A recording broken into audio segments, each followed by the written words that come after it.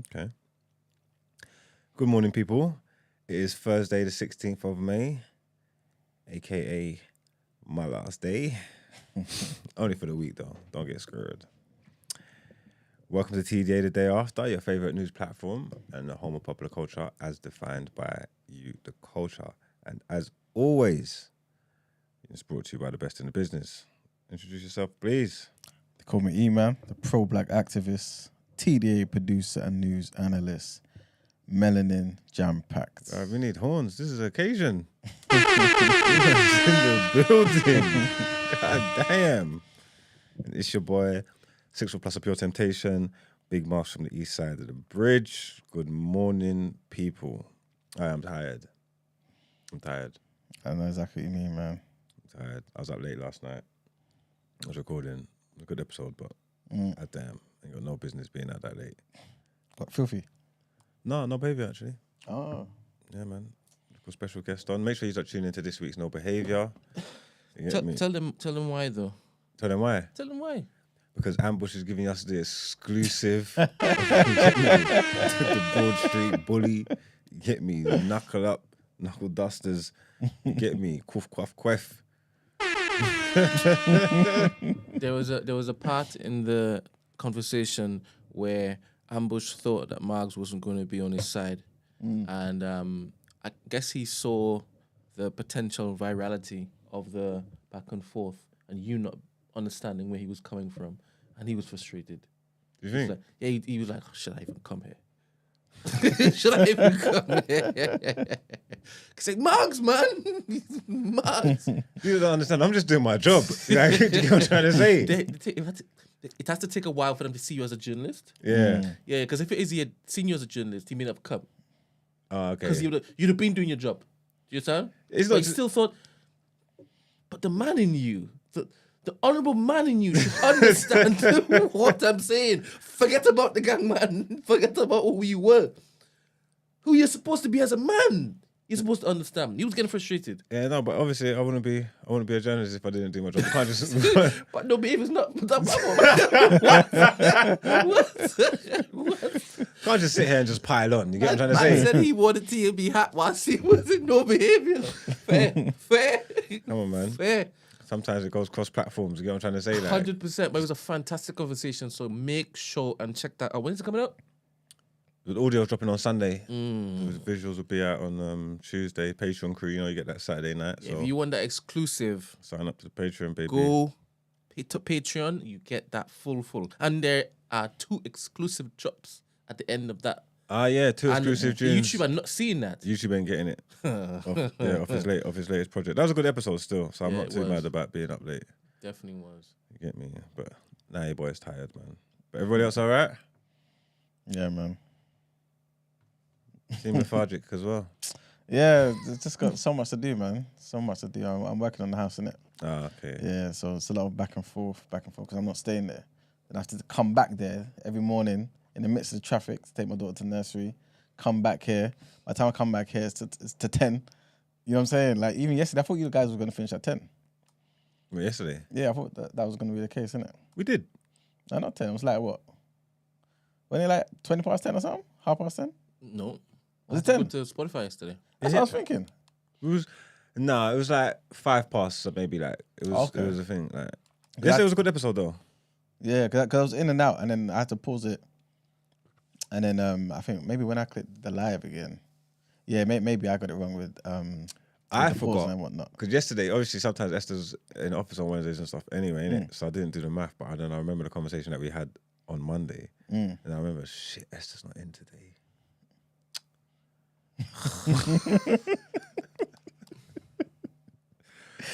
I was like, all right, roll out of bed to get me. Like, God damn. I'm looking forward to when we move into the new place and I can cherry pick who's actually going to be here 24/7. Because starting at 20 past 8 is not a thing. I know it's If not. you are waking the nation up, that's not a thing. Of course not. You're gonna have breakfast there. There's even a makeup and hair style artist who's offered his services for the girls. Every single morning. Yeah. I'm all for hard starts. We've had this conversation bare times. Wait. This was a person. I'm guessing they've also invested in TMB because they sent it through the pitch deck page, and they were like, "Yeah, right now I'm on maternity leave. When I'm finished, shout me, The hair and makeup. shout me." Let's go. I'm all for hard starts, guys. Honestly. I know why are you looking at me like that. It's facts. Don't believe you. Huh? Don't believe you. That's because every time we have the conversation, I sit here, I come here early, and then we don't have hard starts. And you don't make exceptions with everybody else. And you always make out like I'm the late one. Because anytime So run it back again. anytime we've had the conversation about hard starts, I get in early, and then we don't do what we say we do. And this is why I end up doing what I want. But you and me could just do the hard starts. I don't understand. Well, What's that? because you always make out like look like I'm the late one. Because anytime anybody else is late, we've got to wait for them to record. Anytime I'm late, you got to start without me. Because you're later than them. What? There's times if we're early, we got to wait. But if I'm late, you don't wait. So you say this is my fault? Yeah, essentially, definitely. Fair. So I should now press record Come hell or high water, and I'll be here. at 8 a.m. every single day. I should just press record. That's what we agreed to. That's what I would like. But you do realize what's going to happen when I start doing that. There are going to be empty seats here. Okay, fair enough. You know what? We shouldn't even be doing this on Come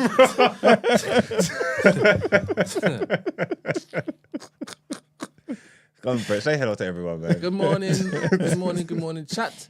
Abi Apia, Steph Bassi, Mirad Semra, Teddy Tibbs, Dawn, or DWN, could be Down, Heather S, DCF Mooks, Bathroom Diaries, Crowd Crew, Crucial J, Lala, Izzy Bambino, Crowd Crew, Paul Wall still waiting on that mix, Ghana Greatness, Crucial J, Said That, IMB, Olivia MNR, Jussie August, Charlie 101, Dr. Armani. See you next week, Dr. Armani.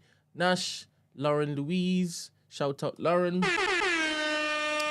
Fanan, TJ, Imi Snow Globe. Long time no see. Everest, Davina. Shout out to you, Bubs. Wow. Why look at me like that? No, he isn't. Okay. Mother Boof, Maggie, Aisha. I've always loved the name Aisha. Esquire. You need to get a doctorate so you can be Dr. Von. That song's ominous. Dr. Von. Dr. Von. Are we going to have another week back where we make everybody put their pictures up again? Only you can make that happen, to be honest. How? You did that last time without me. No. That... Remember, it was very turbulent those days. There was a lot going on. But if that is to happen again, you will have to lead that, to be honest. All right, cool. Yeah, they like your authority. Come on, man. Is Dr. Armani coming in next week, yeah? Eh? Who's coming in next week? Dr. Armani. Yeah. Yeah, she's coming in. All right, then. Pick up her. Street. That was all the mornings? That was all the mornings. And you all right, yeah? You was up late too. But I never complain, and I'm always here at 8, ready to go. You live here, brother. You seem to think that my discipline is easy. That's what you're saying, right? No. Do you think Your that commitment to the cause is unparalleled? Because the studio isn't going to be where I live. The new studio is not going to be where I live, and you're going to see me there before everybody else every day. Yeah, no, I believe that as well. And then you would change your whole, but you live here. No, 100%. You probably will start saying that, innit? You probably will start saying that. What, that you But basically you live here. You got the keys. You got to open up. God damn. Give me keys. I'll open up sometimes. But we're gonna have a bar in there. Well, I'll definitely be in there then. Definitely don't trust you, me. I won't even close. I just... All right, we've got some Spotify comments to read out quickly from Sin Wincy. It says, credit to Brent for arguing with Man United fans. You're better off, I'm guessing that's hitting your head against the wall. Don't know what that's about. I do. No, I ain't got a clue.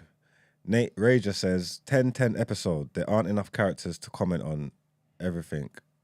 But big up Edmund. He's so interesting. Why am I confused?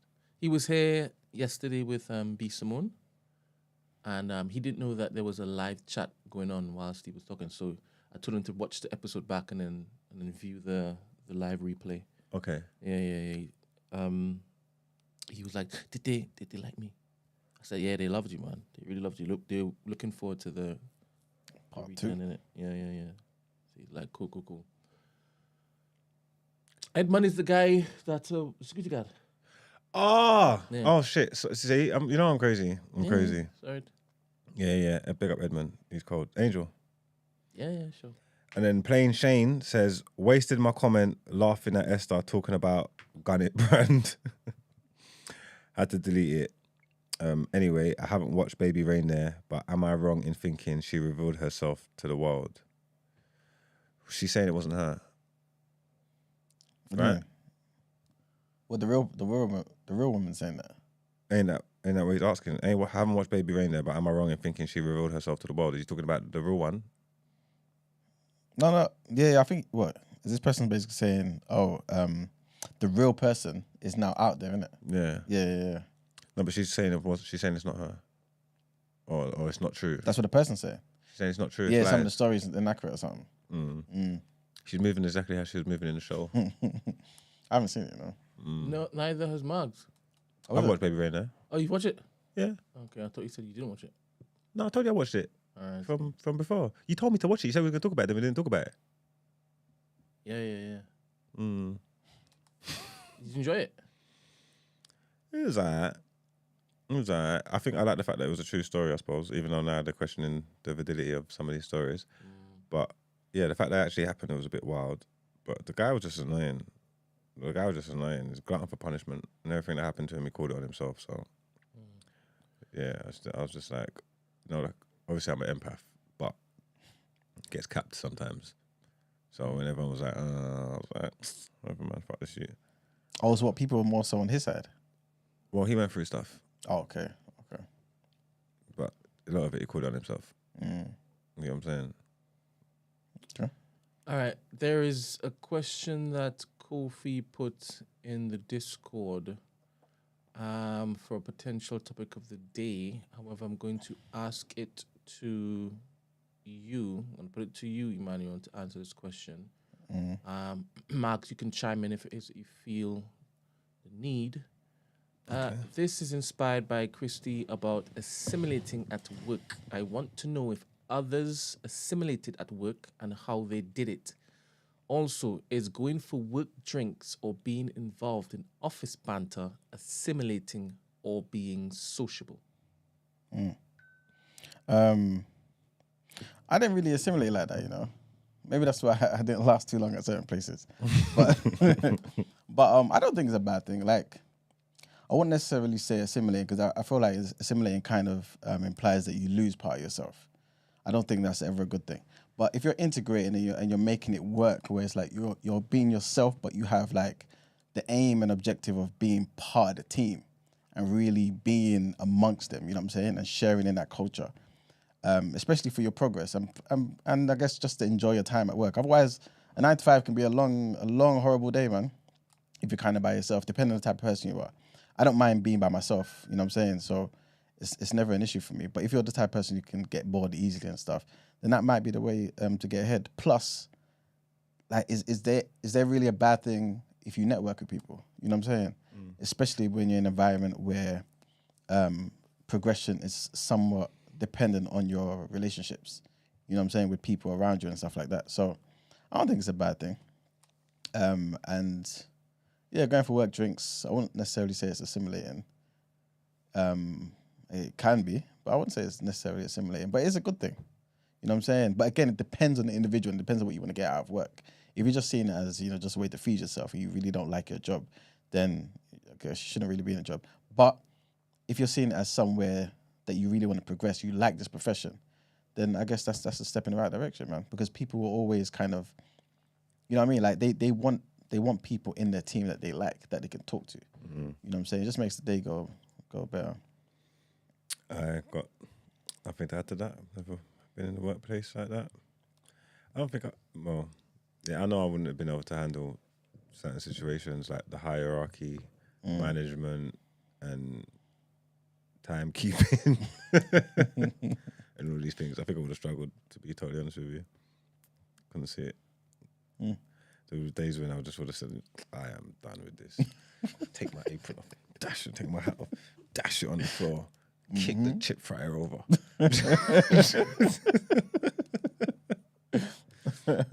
And just left. Or retail, so you know what, I quit. I'm going home in the stock room, just loading up my thing, just getting the hell out of there. This is large. Get me.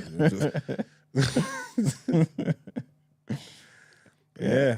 That's retail life, you know. It just reminded me of a time I used to work in, where was it? Was it Next or Gap? One of them places, yeah. Back in the day, you know, when you're younger, and my cousin must have worked there as well. And I think it was during like a Christmas or something. So it was only for like the Christmas like break, innit? And they were basically telling us, you know what, if you're good enough, whatever, and there's space, we'll keep you in it. So they must have had to sit down with my cousin. He was like, and they basically told him, we don't want to keep you in it. And he basically did exactly what you just said. Just load it up and just cut. I was gone. Like, didn't finish the day. I was out of there. Retail's tough. I would have preferred a job where I don't have to interact with the public. If I'm in like a back room somewhere and I'm just by myself or whatever, that's way better for me. That's what I was doing. Like 100%. Yeah. Because even for whatever reason, especially when I was young, I was an idiot. For some reason, you feel like you could talk to people in retail however you want. And you can't talk to me however you want. You hit me like that wouldn't have went well. So I'm glad that went my story. You get me? Different journey. But yeah, quick topic of the day. Any more, Brent? Nope. All right, let's get into our headlines, man.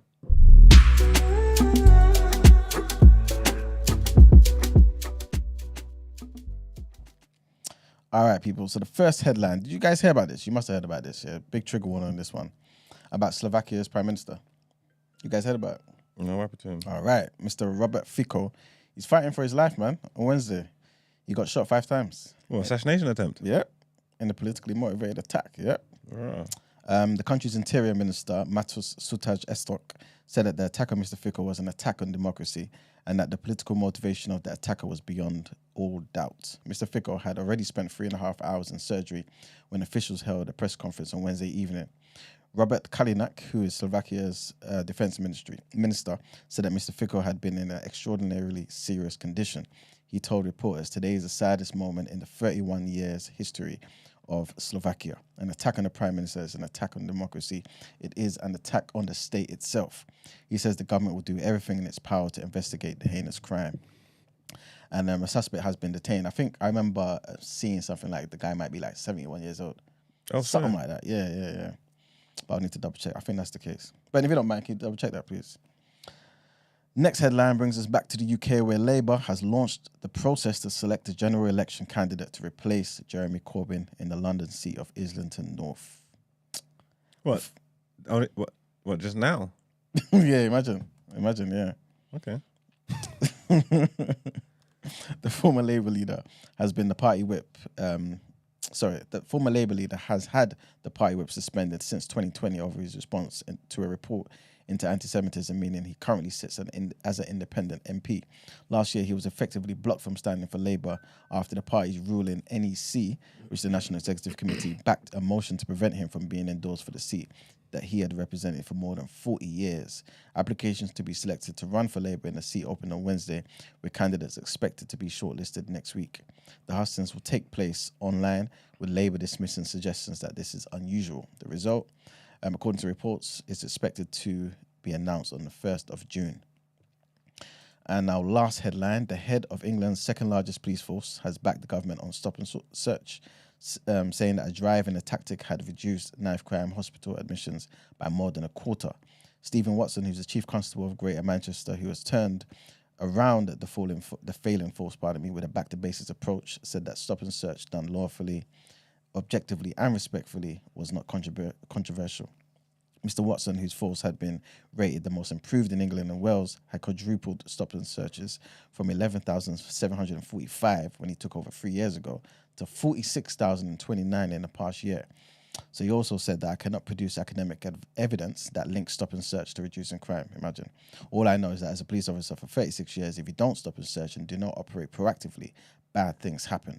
His comments come a day after Chris Philp, who is the policing minister, urged forces to increase their use of stop and search to combat a surge in knife crime to record levels in London and other areas in England and Wales. Mr. Watson said that there had been fewer complaints despite the rise in stop and search, and claims that it disproportionately targets black people. So he went out and said, if proportionality were all, for example, we'd stop and search far more women. The reality is we tend to stop young men aged 16 to 24. We don't stop many women because most of the time it's not women committing these offences. So with that being said, give your stuff to the women. Let them. Yes, allegedly. Yeah, that's it for the headlines. All right, then let's get into what you saying. Topic of the day. Would you vote for Corbyn? Would I vote for Corbyn? Yeah. Yeah, Corbyn seems cool.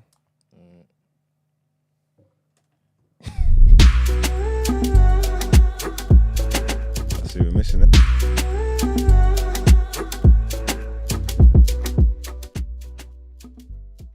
I was going to ask him, did you pin my link in the chat? I am just about to do it. Before we get into it, because obviously, I've got the quarterfinals of Pen Game coming up. Support black business people. It's a great day, great event. I want to see you all there if you can. Girls, guys, and everyone in between. You're all welcome. So, speaking of in betweens, right? This next,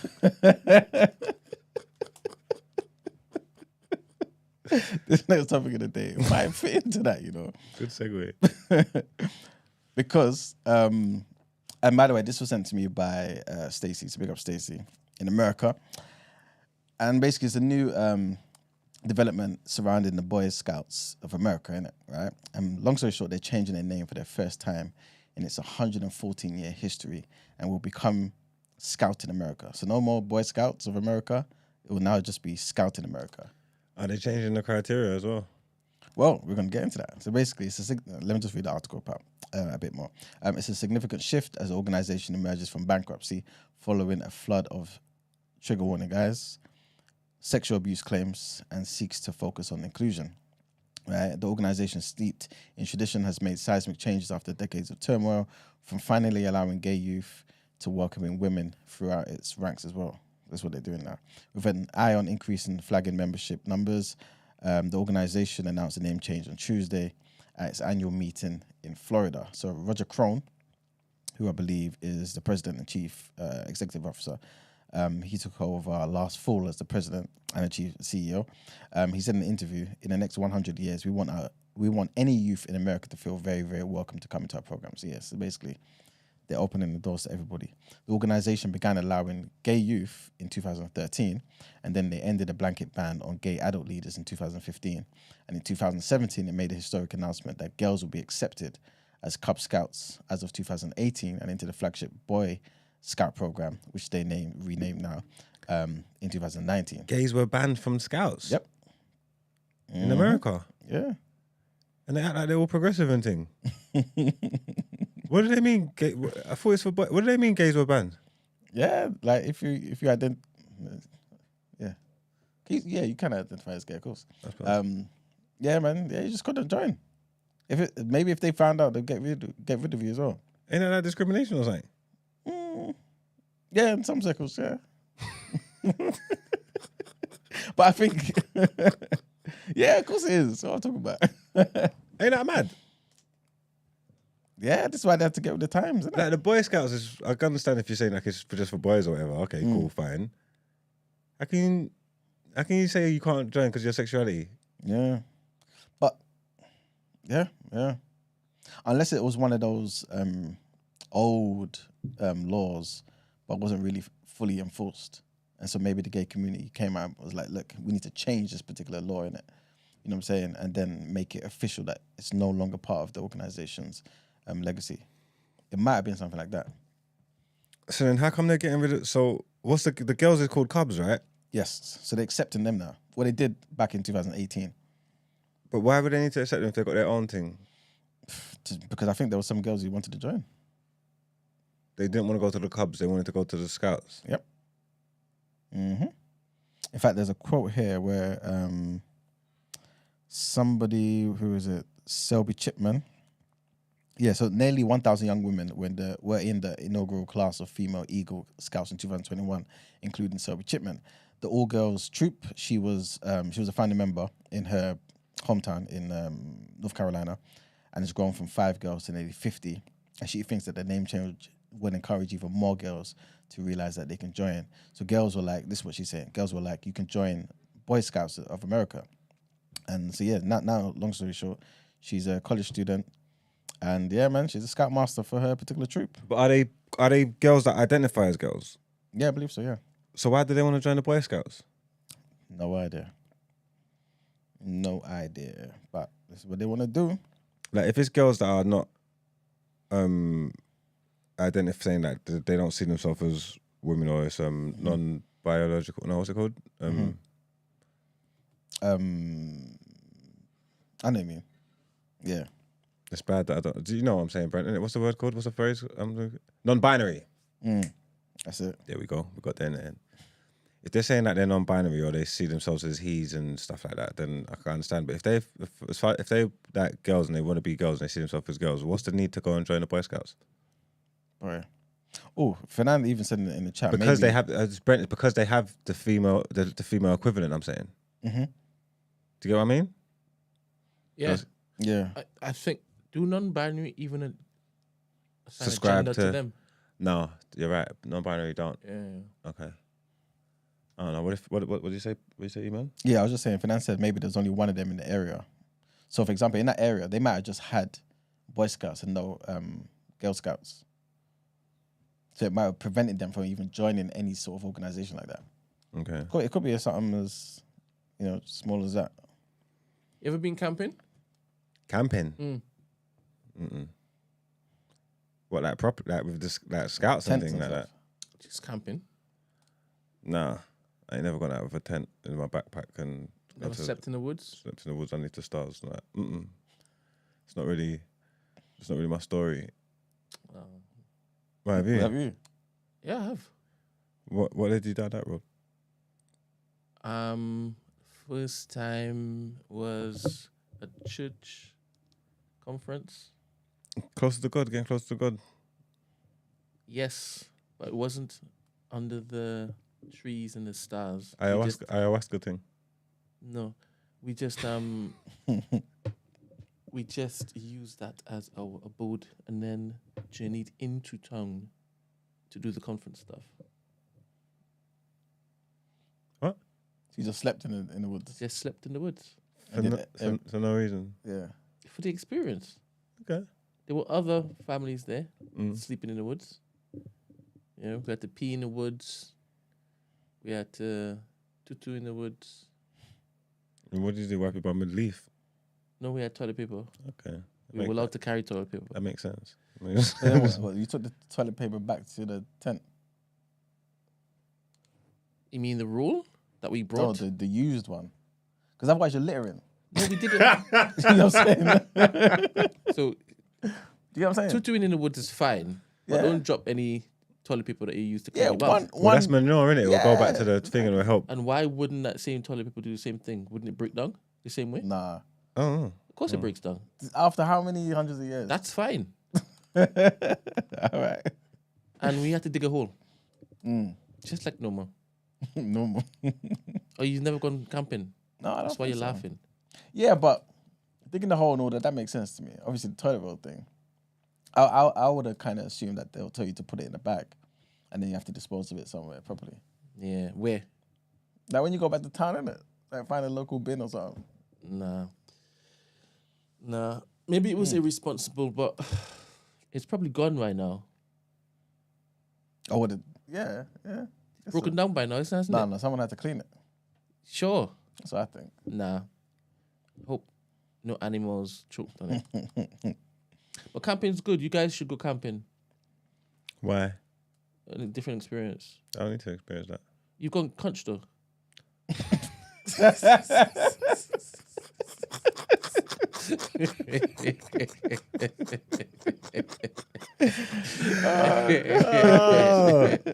like camping. I slept in cars and stuff, so... Did you really sleep in cars? Yeah, of course. In my head, there was a place for y'all to like live and sleep and eat. There's like a base, but that didn't happen that way. Sometimes. I slept in cars in London, to be fair. But, yeah. Camping's not really... There's nothing appealing to me. If I told you it's more than just camping, you're going hunting, and you can't go back home, so you have to stay out there in the wild. Yeah, but then I need a lot. I need amenities. You can bring amenities, and you can collect amenities there. I need like a proper like my. Can you survive? No, yeah, probably. You see, that's the easiest way to get you to now start entertaining the idea. When I start questioning your survival skills. I'm a survivor, so obviously I'll be fine. But at the same time, the camping community will probably turn their nose up at me because my camp will be like my tent, and that will be like a 1-bedroom flat. Yeah. It's like, it would take a long time to set up, and it would have double glazing and like it would be like proper. It wouldn't be like a basic tent. All right, is there a reality jungle program? I'm a celebrity. Yeah. Do they sleep in tents? They sleep like in the open air. So you do? They're on like hammocks and thing. Nah. Serious? There's something that you can't do. So there's something that you're afraid of doing. No, it's not afraid. I just don't want to do it. He's afraid of doing it. How about you, man? Are you afraid of doing it too? I'm not afraid of open air. All right. But I wouldn't take them challenges though. Like I could do like the thing, man. There's so many things you just can't do because you're squeamish. I'm not eating them. I would have never thought about that, man. What? You being squeamish like that. It's not about squeamish, remember. I'm in control of my own destiny. I do what I want when I want. If I don't want to do something, it's because I don't want to do something. But survival though.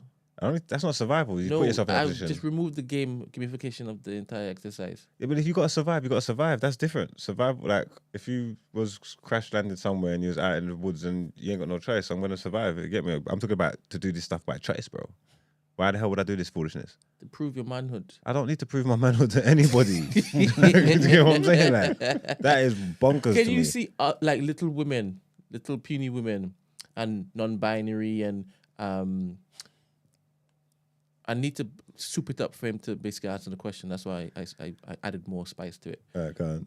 All the flavors of representation, they're all doing this thing, and you are there standing saying, "No, I can't do it because I don't want to do it." Yeah, those kind of things don't bother me. Like I don't care what people think of me. That's one thing you gotta remember. That's a big lie. And one day we'll do a topic of the day about that. What, that I don't care what people think of me? Yeah. It's easy for you to say I don't care what people think about me, but your actions show different. Do you think? Yeah. One day we will. In fact, maybe when Dr. Amani comes on, she will basically be able to ask us certain questions to prove you wrong. We can do it. Obviously, the stuff like that, when you like your character and your legacy and all these things are important because what they're saying, the only thing that matters when you're dead is what people thought of you. So in that aspect of it, the way you carry yourself. No, the way you carry yourself and all that, it matters. But I'm saying in the heat of the moment, in life, in everyday living, I don't care what people think. I care what people who I care about think of me. I don't care what strangers think of me. That's what I should say.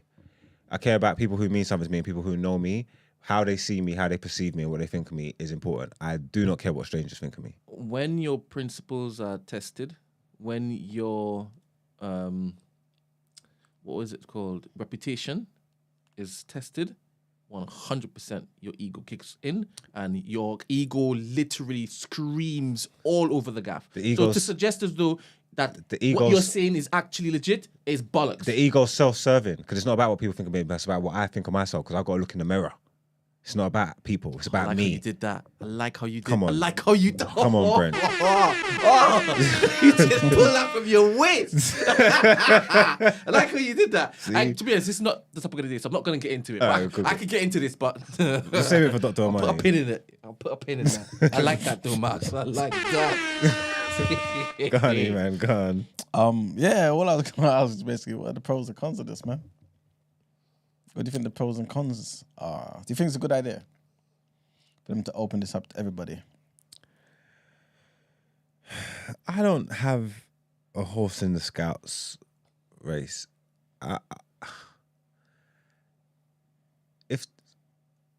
if they're abolishing the separatist stuff, like if there's not like a girl version and a boys version, and there's just one whole version, then I suppose it is.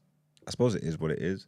And I guess in this day and age, with everything going on and everybody's identity crises that they're going through and stuff, you're gonna get these problems where people want to be in different spaces that are not necessarily, well, they're not typically assigned to them, innit? So to just get rid of the problem, let's just open it up to everybody. And I suppose the Scouts thing, where I don't know what Scouts is about, but I guess they're doing camping and survival stuff. I don't know what kind of nonsense they do in Scouts, but I suppose that's not really like I don't really think someone has to fight for that, like to say that this is a safe male space that we need that they're taking from us or whatever. Because essentially it's just kids going out and doing stuff and that. So I don't know if I see the problem with it.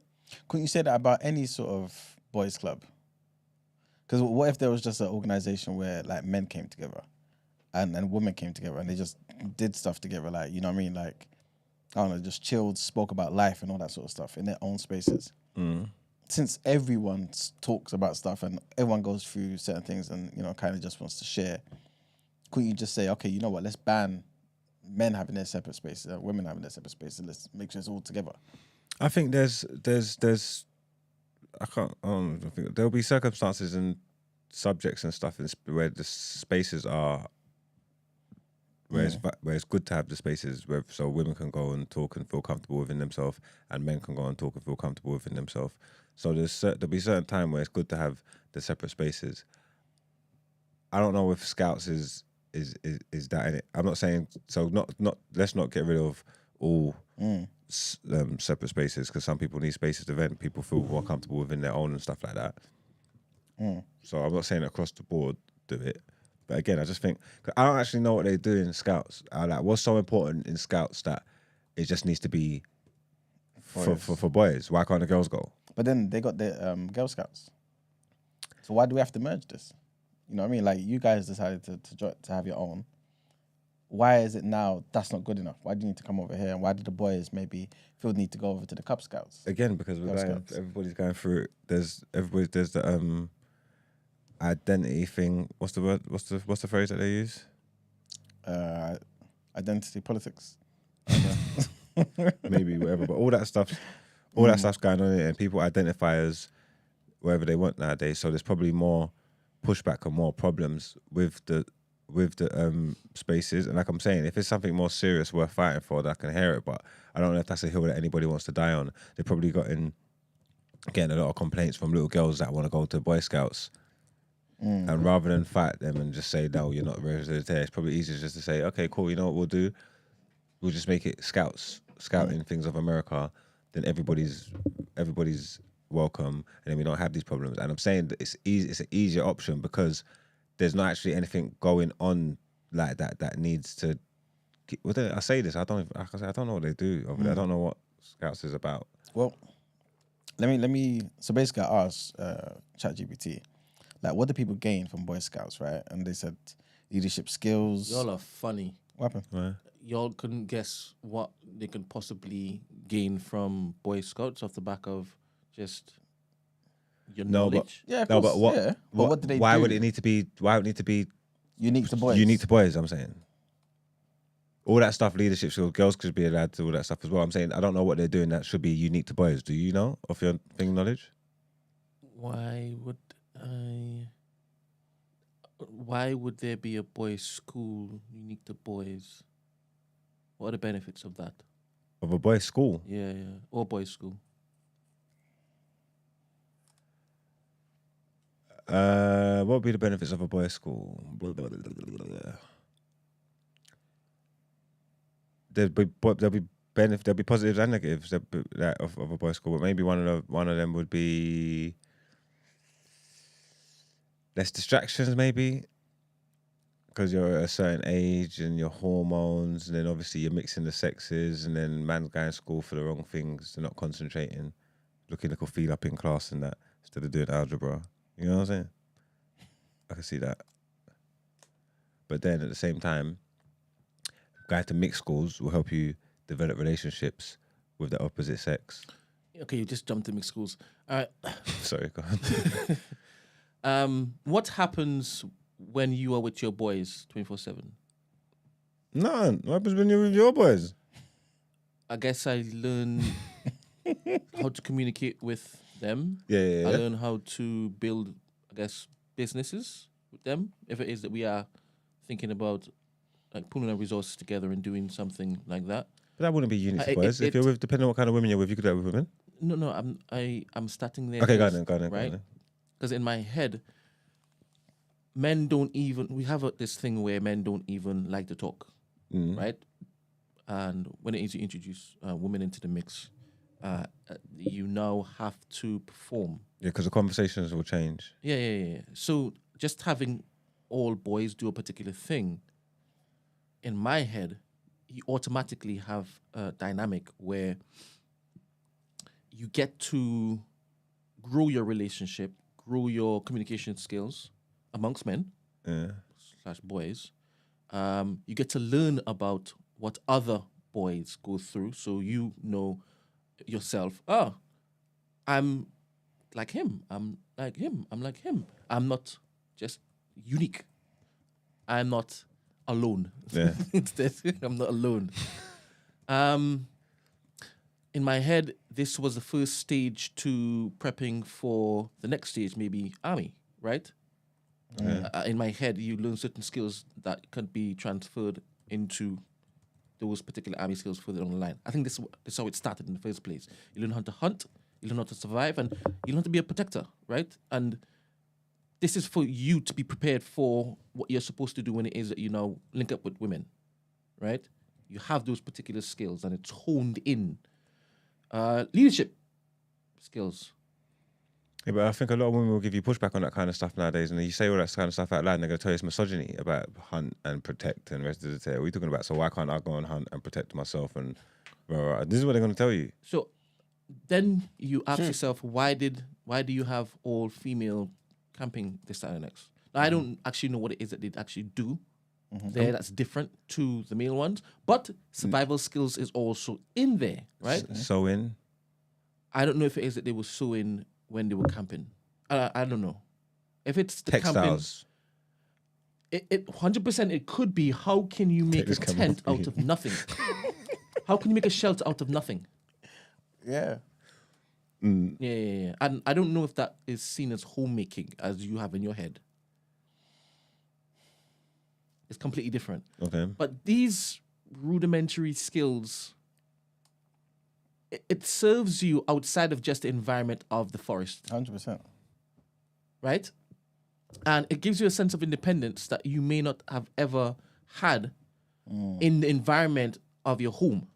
Yep. It took you out of the your comfort zones and forced you to become better servants of, I guess, each other, the land, etc. I mean, there are many benefits on both sides, but I think it's a good thing for boys to know what other boys think and how they operate and how they behave in certain situations, and likewise for the girls.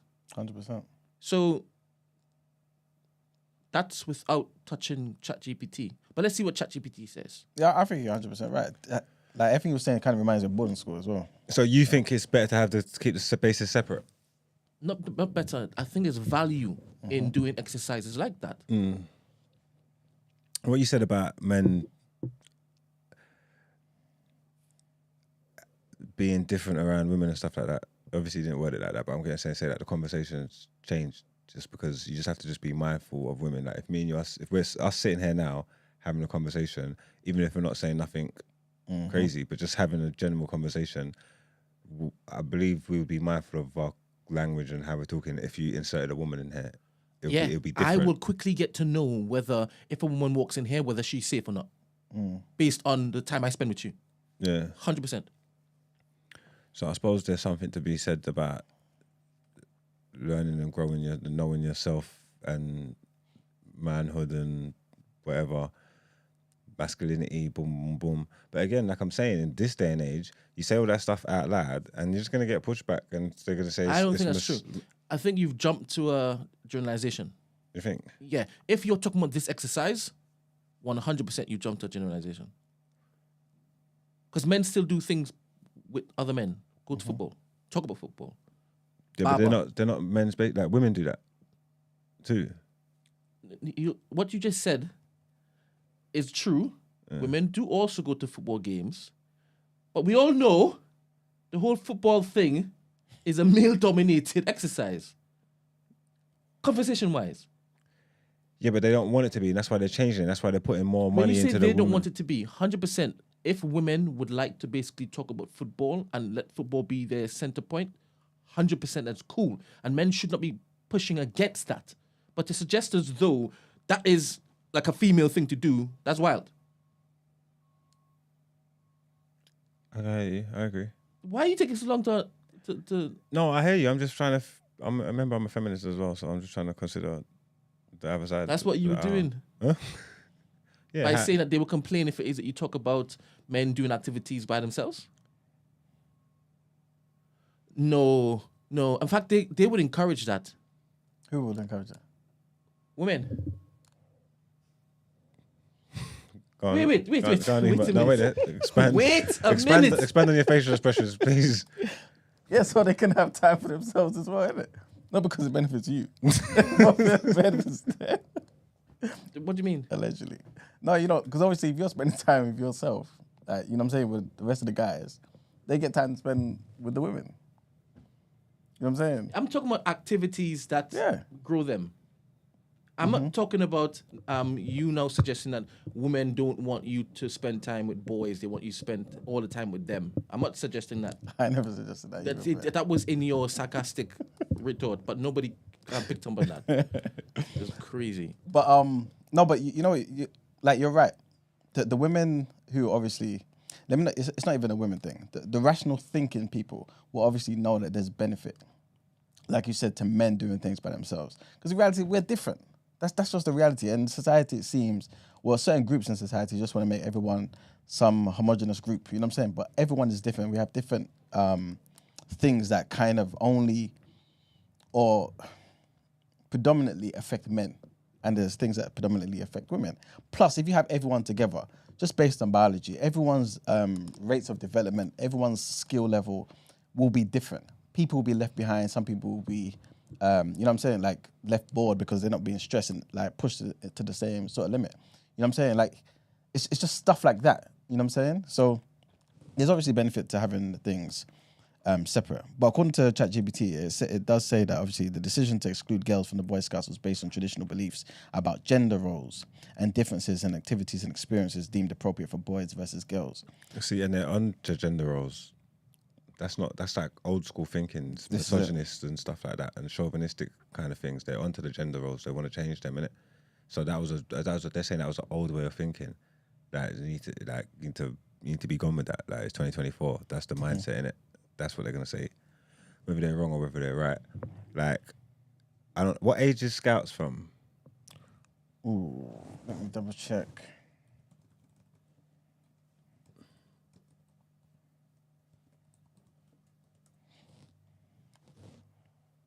Ranges from 11 to 17, typically, yeah. See, and that's prime time. Like, that's what I'm trying to say. So, like, it's like kids. I think it's gonna change the like. It can change the whole. What's the word I'm looking for? Like, from 11 to 17, he's not going out camping and ting, and like, in mixed groups and that. Trouble in there. Yeah? Yeah, man. Like, where you're going for all the wrong things. Whereas before, the young boys, 14, 15, were going out, learning how to tie, learning how to fish and hook up bait and tie knots and build camps and build fires and survival skills. They're gonna be feeding up crutches in the woods. Yeah? Yeah. No? It's Raging hormones. I think Adolescence, bro. yeah, What, yeah, yeah. like, let's have it right. Yeah. I think you're speaking from a London lens. Hormones ain't regional. No. I'm talking about what am I talking about? I'm talking about the type of the mindset of boys and girls They probably going camping. fuck more out of London. There's less to do. There's nothing to do. I think outside of London, where there's countryside, where they are used to the bramble, they're used to growing their own crops and fetching their own, like, what's it called? Not everywhere just because out of London doesn't mean it's rural. Like man said, fetching their own Produce, crops. that's it. No, man said man think everyone out of London's fetching their own crops and growing their own produce. What are we doing here? In my head, the whole camping stuff, Boy Scouts and whatnot, that isn't just a London focused thing. No. Right? I don't know if it started that way. In my head, it started in more Rural areas. Because hunting would have been a thing. Like surviving off the land would have been more a thing as opposed to like inner cities and whatnot. There wasn't a draw for that in the inner cities. Like I'm just speculating. I don't know if this is facts at all. I have got no clue. And I know that from 11 to 17, it's not just horny in London. 100%. I know that because everyone has access to the internet nowadays and everyone has access to social media. 100%. I'm not saying that, sorry, because I'm saying why I'm acting like, what about mixed schools? Like, why is Mark acting like boys and girls can't be around each other learning all the time? Yeah, I don't know if you went to a boys' school or a mixed school, but I went to a boys' school. When I speak to people's experiences that went to mixed schools, there was nothing's going on in mixed schools. They might not have been taking place on the premises. Some people could have waited till afterwards, but having access to that led to nothing's going on in mixed schools. You know what I'm trying to say? Like, which weren't happening in my school because there was just boys there. You know what I'm trying to say? That so it's not that people can't learn and can't get education, but it's just a byproduct of putting boys and girls together in their teens, in their early teens, while they're going through hormones and adolescence and all that. Just a byproduct of that is fuckeries. You're learning yourself. You're finding out. You're exploring. This is all a. You know what I'm trying to say? It's definitely going to be more prevalent if you mix them. It goes without saying in my mind. Am I crazy? No, you're right, man. I think you have an argument. But some people might like you having like sisters helps you understand women a bit more so that you can behave yourself around women a bit more. Yeah. So having mixed schools could, Oh no, that definitely works. My friends who went to mixed schools have better platonic relationships with girls because they've got friends that they've had from that they grew up with. You know what I'm trying to say? Yeah. Whereas man who went to boys' schools would more than likely have to learn this stuff on the way out. Yeah. Growing up. Yeah. So there's definitely a benefit of that. But that doesn't mean to say that both things weren't happening at the same time. You learn how to have relationships with women, build better friendships, better be able to better communicate with your left hand, and still be rubbing up pom pom with your right hand. That come on. Yeah. Right, yeah. Emmanuel would agree. Was that camera on me?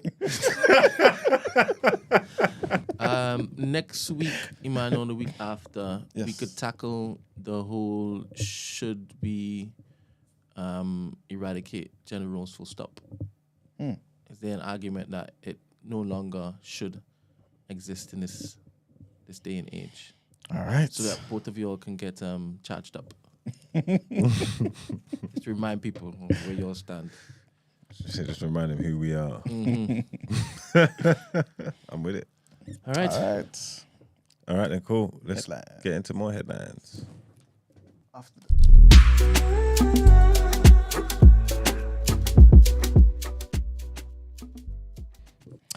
All right, people. So our next set of headlines.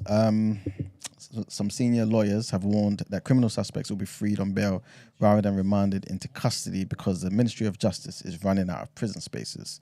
So the Law Society says that delays in magistrates' court hearings ordered by the MOJ to ease prison overcrowding crisis would mean some suspects who would normally be put forward for remand will be given bail. The overcrowding crisis has forced Alex Chalk, who's the Justice Secretary, to introduce emergency measures known as Operation Early Dawn, which means that criminal suspects awaiting bail hearings are being held in police cells until prison places become available. The Telegraph also revealed that the move has been prompted by the number of spaces in the adult male prison estate falling to just 300 out of a total capacity of 85,000.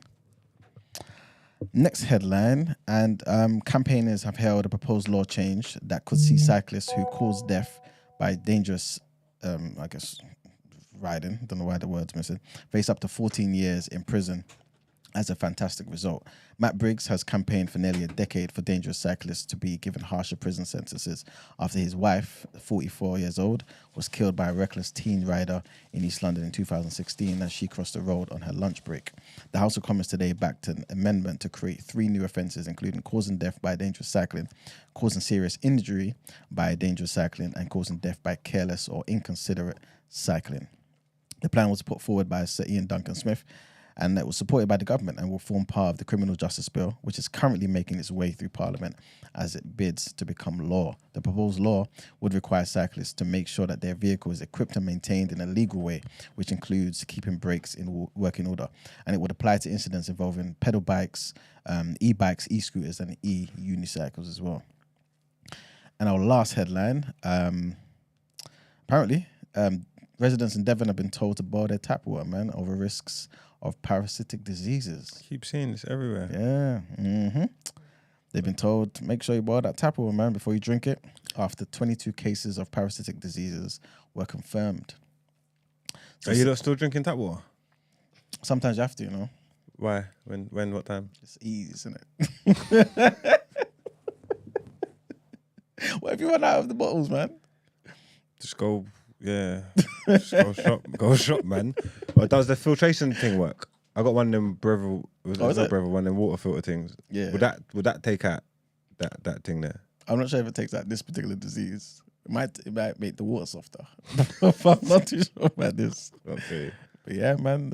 Southwest Water, they've detected what it calls small traces of a parasite that can cause a diarrhea-type disease in the drinking supply around the town of Brixham.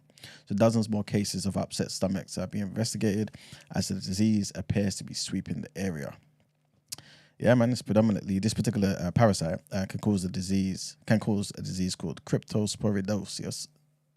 Yeah, something like that, which can be a serious illness in immunocompromised people. But most healthy people who get it can expect to recover fully. So it's not that bad, I guess. But it's predominantly found in water. It is a waterborne disease and can be caught by drinking contaminated water. So yeah, that's pretty much it for the headlines, guys. Time to pay them bills. All right, and now it's time to get into our interview segment of the show.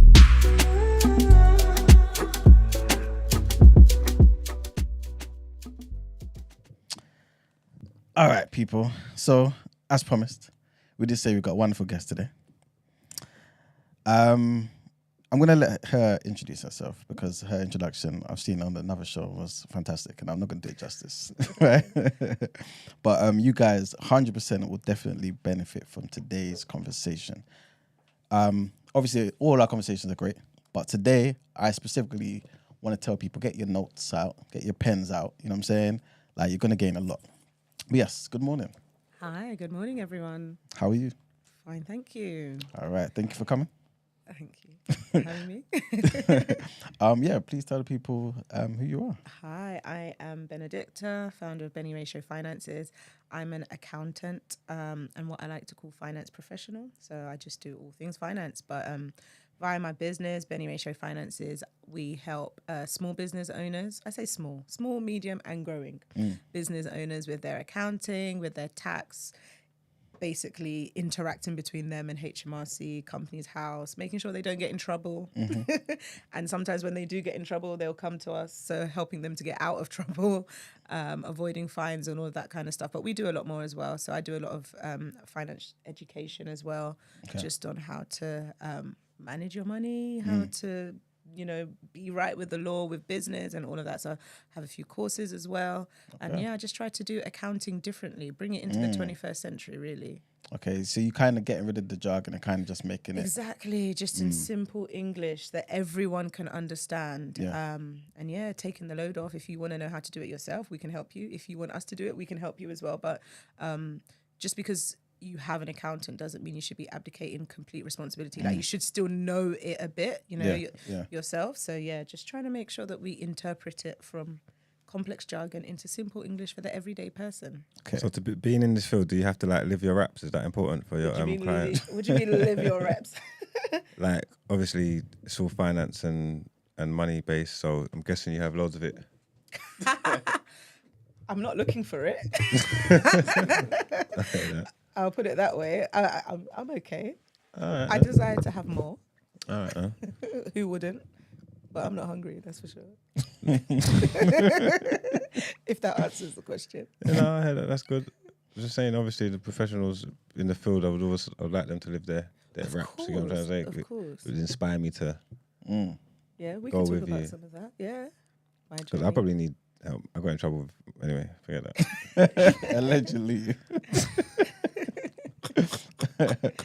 Well, before we go any further, we usually like to play a game with all our guests, right? You didn't tell me about this. It's a secret. Yeah. You have to find out live. But basically, all it is just it's more so a general knowledge sort of game, and we basically ask you the questions over a 140 tempo beat. Some of them are like preference questions, so it could be something like Amazon or I don't know, something else, right? Just preference. But some are actual, factual, Okay. And there is a leaderboard. Okay, a leaderboard. Wow, Yes, where is it? Well, it's digital. But yeah, so there is some competition. Yeah. What I will say is, if you get stuck on some of the questions, just say pass. Because All right, Brent, are you ready? Margs, you ready? I'm ready. You have 1 minute, 60 seconds, right? The pressure. Okay. Who's starting you? Yeah, that's that. 2, 1. Money or time? Time. Sorry, Brent. Start again. Start again. That's all. That threw you off? Of course. What the hell are we doing here? She'll explain This is after. exactly. We're going to get into it, man. You can get anyway. Yeah. We're That was going to my get into bad. it. That's unprofessional of me. Time. I'm still sticking to time. I'm not changing my answer. Okay. Thanks. All right, my bad. Okay. My bad. Let's go again. All right. Let's do that again and remix. Money or time? Time. Grime artist Lady Disha hails from what UK city? London. Name one team in the Prem that wears a red home jersey. Manchester United. Corbyn or Boris? Oh. Boris for jokes. In what borough is Clapton? Lambeth. How much is corporation tax currently? 19%. Capitalism or socialism? Oh, capitalism. The Prime Minister of what European country was shot yesterday? Slovakia. What grime artist rejected an MBE? Oh, I don't listen to grime, so I don't know. Pass. Labour or Conservatives? Conservatives. Name one left-wing news outlet. Left wing. I don't know. Pass. Congo is in what part of Africa? Central. Business or charity? Business. What is 4 times 4 minus 15? 4 times 4, 16 minus 15, 1. Vaughan Gething is the first black prime minister of what European country? Ooh, pass. I don't know. Okay. No. I think you did well, you know. That's because she said Boris and capitalism. This I is know, going to some be of this so stuff is interesting. like, I need to cover my face because I'm gonna be like, Alright what? then. Benedicta. And I also have a very good family friend, close friend, she's watching, who actually just got voted in as a councillor for Labour. So she is going to be like... All right. But I know why. You know what? I can justify my reasons. Okay, tell us. So for the Conservatives v Labour, because let's be honest, right? Labour really does encourage laziness. I'm sorry, I'm a business person. Like, I don't believe in that. In fact, I tell people, anyone who's willing to listen, I believe that the country should be run by business owners. I believe the country should be run by CEOs, leaders of top institutions, leaders of like the World Health Organization. I believe that we should get rid of politicians. I don't believe in prime ministers and presidents because a lot of them just are there to sort themselves out. And politics itself, it is contrary to moving forward, right? We're paying people to sit down and talk about policy. A lot of these people are not even that well. They're not, I don't know if this is the right word, like down with the people, right? They come from a completely different place to the majority of people in the country. So when they're setting laws, what are you setting it based on? Whereas when it comes to business, you understand about meeting the needs of your customer, right? And so you can go into a section, into an area, for example, and see they have no shoes here, right? Let's make shoes for them. Or even as an existing customer, you see, oh, do you know what? People are tired of going to the shop to go and get DVDs. Let's put it on the internet. Like, business forces you to keep on meeting the needs of the customer according to obviously what they need and what they're willing to pay. And so it balances things out. And that's why I talked about capitalism over socialism, because capitalism encourages natural trade. It encourages, if you're good in something, then you will get paid for it. And if you're lazy, you will be hungry. And even the Bible says whoever don't work should not eat. So All right, then. that's what I believe in. Backed up by the Bible. Two things though, yeah. Maya doesn't believe in the Bible, so Okay, that's fine. Don't listen to him. You're allowed. Two things, yeah. Would you say that we live in a capitalist country? No, I think that we are riding the balance. Okay. I think in some spaces, yes. And I think in some spaces, no. So obviously we have a benefit system, right? A benefits culture, whatever you want to call it. So there are definitely people who are, living off the state, living off the land, growing crops, whatever it was you were saying earlier. People who are doing that. But then, of course, there is obviously, you have, especially like when it comes to things like gas and electricity, all these big corporations and stuff. And they talk about how they do, like grants to make it not so expensive. But when I look at my gas bill, I know somebody is making some profit somewhere, 100%. And that should be like a basic provision. You shouldn't be making profit off that. So that side is very capitalist. And then when you think about clothes, shoes, all of that kind of stuff, designer stuff. But I guess, and one of the things I always say is like, we all need to eat. We all need to wear clothes. But we don't all need to eat Waitrose food. We all need to wear clothes. We don't all need to wear Gucci. So I guess you can argue that there's a balance, right? Yeah. There's a level for everyone in society. If you have to go to a charity shop, you will not be naked. Yeah. And if you can afford Gucci, go for it. So in that sense as well, it's a bit capitalist. What do you think of the current iteration of the Conservative Party then? When you say iteration as in the... Just the setup of it, how they're doing and stuff. I think that they have done way better than what's her name that was in Parliament for 56 days or however many. Truss and Kwarteng. He just really embarrassed us because from a financial point of view, the way that the economy and the pound and all of that just literally almost crashed in a couple of days. That was just disgraceful. Better than Boris because Boris is a clown. So when I said Boris, that was just for jokes. But in terms of today, I think that they are doing okay. I know some people are going to shoot me for that, but I think from a financial point of view, I think they're doing... I've never seen a Labour government do anything that helped the hardworking person, if that makes sense. And don't get me wrong, like some of the taxes from a business point of view have been going down south, but I know why that is. That's because when they gave out all the free furlough money, they were going to have to get it back some way. So a lot of the allowances for company directors have gone down. Capital gains allowances have also gone down. But I also think that that's a political thing because they're trying to balance out where they always seem to favour the rich, even though they still do, favour the rich. But the idea of bringing down like the capital gains allowances, increasing corporation tax for businesses and stuff, the idea is to kind of sell a message to those who are pro-Labour that, look, we're doing something, even things like they're bringing in another tax, I believe it's coming in June for like people who have a second property when you sell. they're actually reducing the tax that you pay in the hopes that that will make more people sell their property. So if you have 2 homes, you know that you don't have to pay as much tax if you sell. So they're trying to do that. All of that is playing towards Labour people, trying to bring them on side. But I think in terms of managing the economy, considering everything that we've been through in the last few years, I think they are doing a decent job. And I think that if we had Labour, it would have been way worse. Everything that we've been through in the last few years was them. No, I mean like with the whole COVID situation, which was COVID. no one's fault. And the war. And the war and all of that. I feel that if we didn't have, I think that Rishi Sunak is a smart gentleman. Okay. He's educated. And like Spider-Man. and the Chancellor too. So I think they're doing the best of a bad situation. I think. Before we move on, because obviously we do kind of want to focus on the finance, the taxes and things of that nature. But I know the chat would hate me if I don't ask you this. How does Labour encourage laziness? Because, so generally, and this, I'm not using any specifics or any dates or anything, but just general perception with Labour is increasing of benefits. I still remember when I was much, much younger, 10, 15 years ago, there was headlines in the Sun of how people who are on benefits are earning more than people who go to work.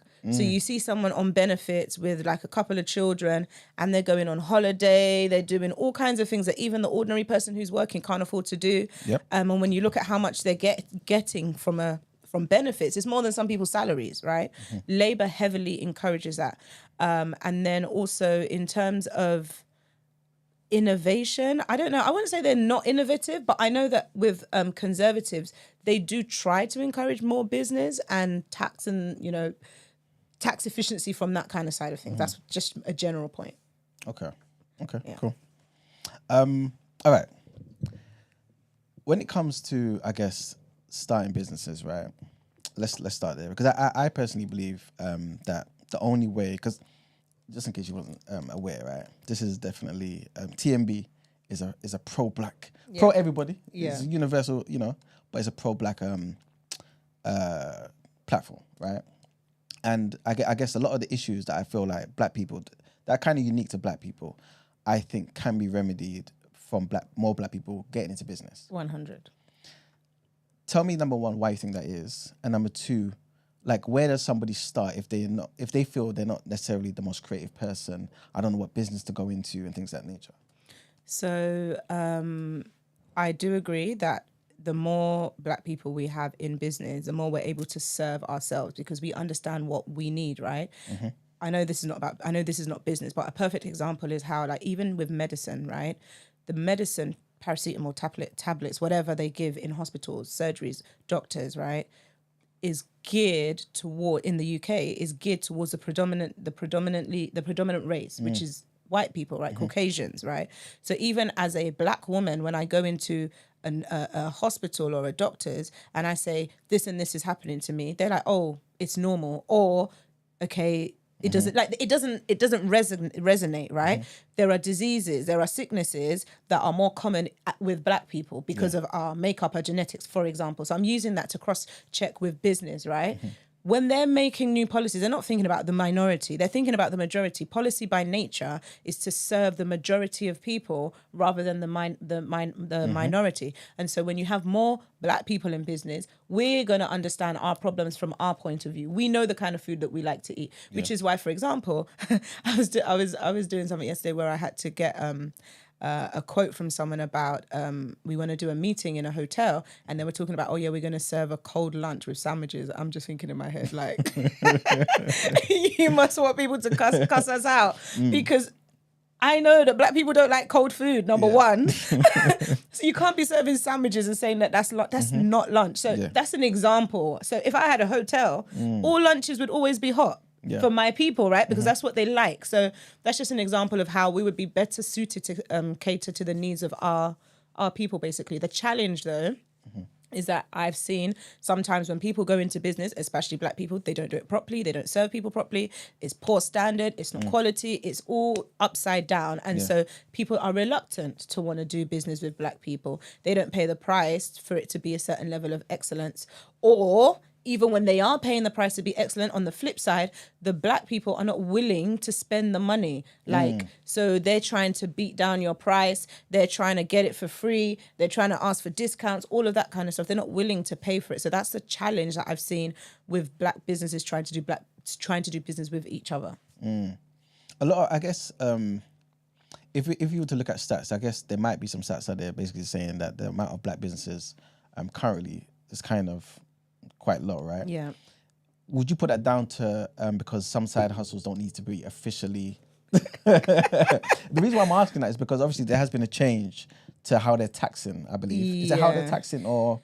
So, okay, now this goes into a little bit outside of finance. Okay. Yeah, legally, I definitely know that black people, sometimes we just want to be doing things under the carpet, behind the back door. We don't want anyone to come and ask us for money. So yeah, we don't register. We do things, we try to do cash in hand or whatever. We want to, the most common phrase I get, I want to pay as least tax as possible. That's what my customers will say to me. Yeah. In terms of changing how they tax people, so I think you might be referring to like the eBay stuff. Is that what you're talking about? Vintage, yes, exactly. and all of that kind of stuff. So that would... The thing is about that, it wasn't really, I wouldn't really say that that's like an official register to go with like the statistics around business, because when you go on eBay and you're selling stuff, you can do it as an individual anyway, so you weren't really registered.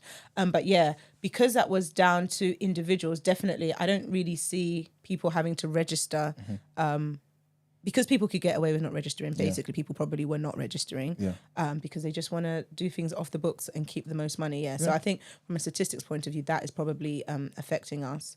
But I also think that part of the challenge in business with black people or ethnic minorities is also, let's be honest, right? Some of us might be first, second, maximum third generation, right? And so when you think about your parents coming over here, or even your grandparents, they had to learn the system, learn how to work it. There's a lot of change. And then you think about things like racism, microaggressions that we had in school, in education, even in 9-to-5s. I feel like there's a lot of things that have distracted us that we've had to deal with, learning the new system, that the creativity or the extra juices or the peace that is needed to be able to run a business might not have been there. So the safety, because building a business is like having a child, right? If you're thinking about the next meal, or you're thinking about this, or you're not going to, you're just going to be like, you know what? I'm just going to go and get a job.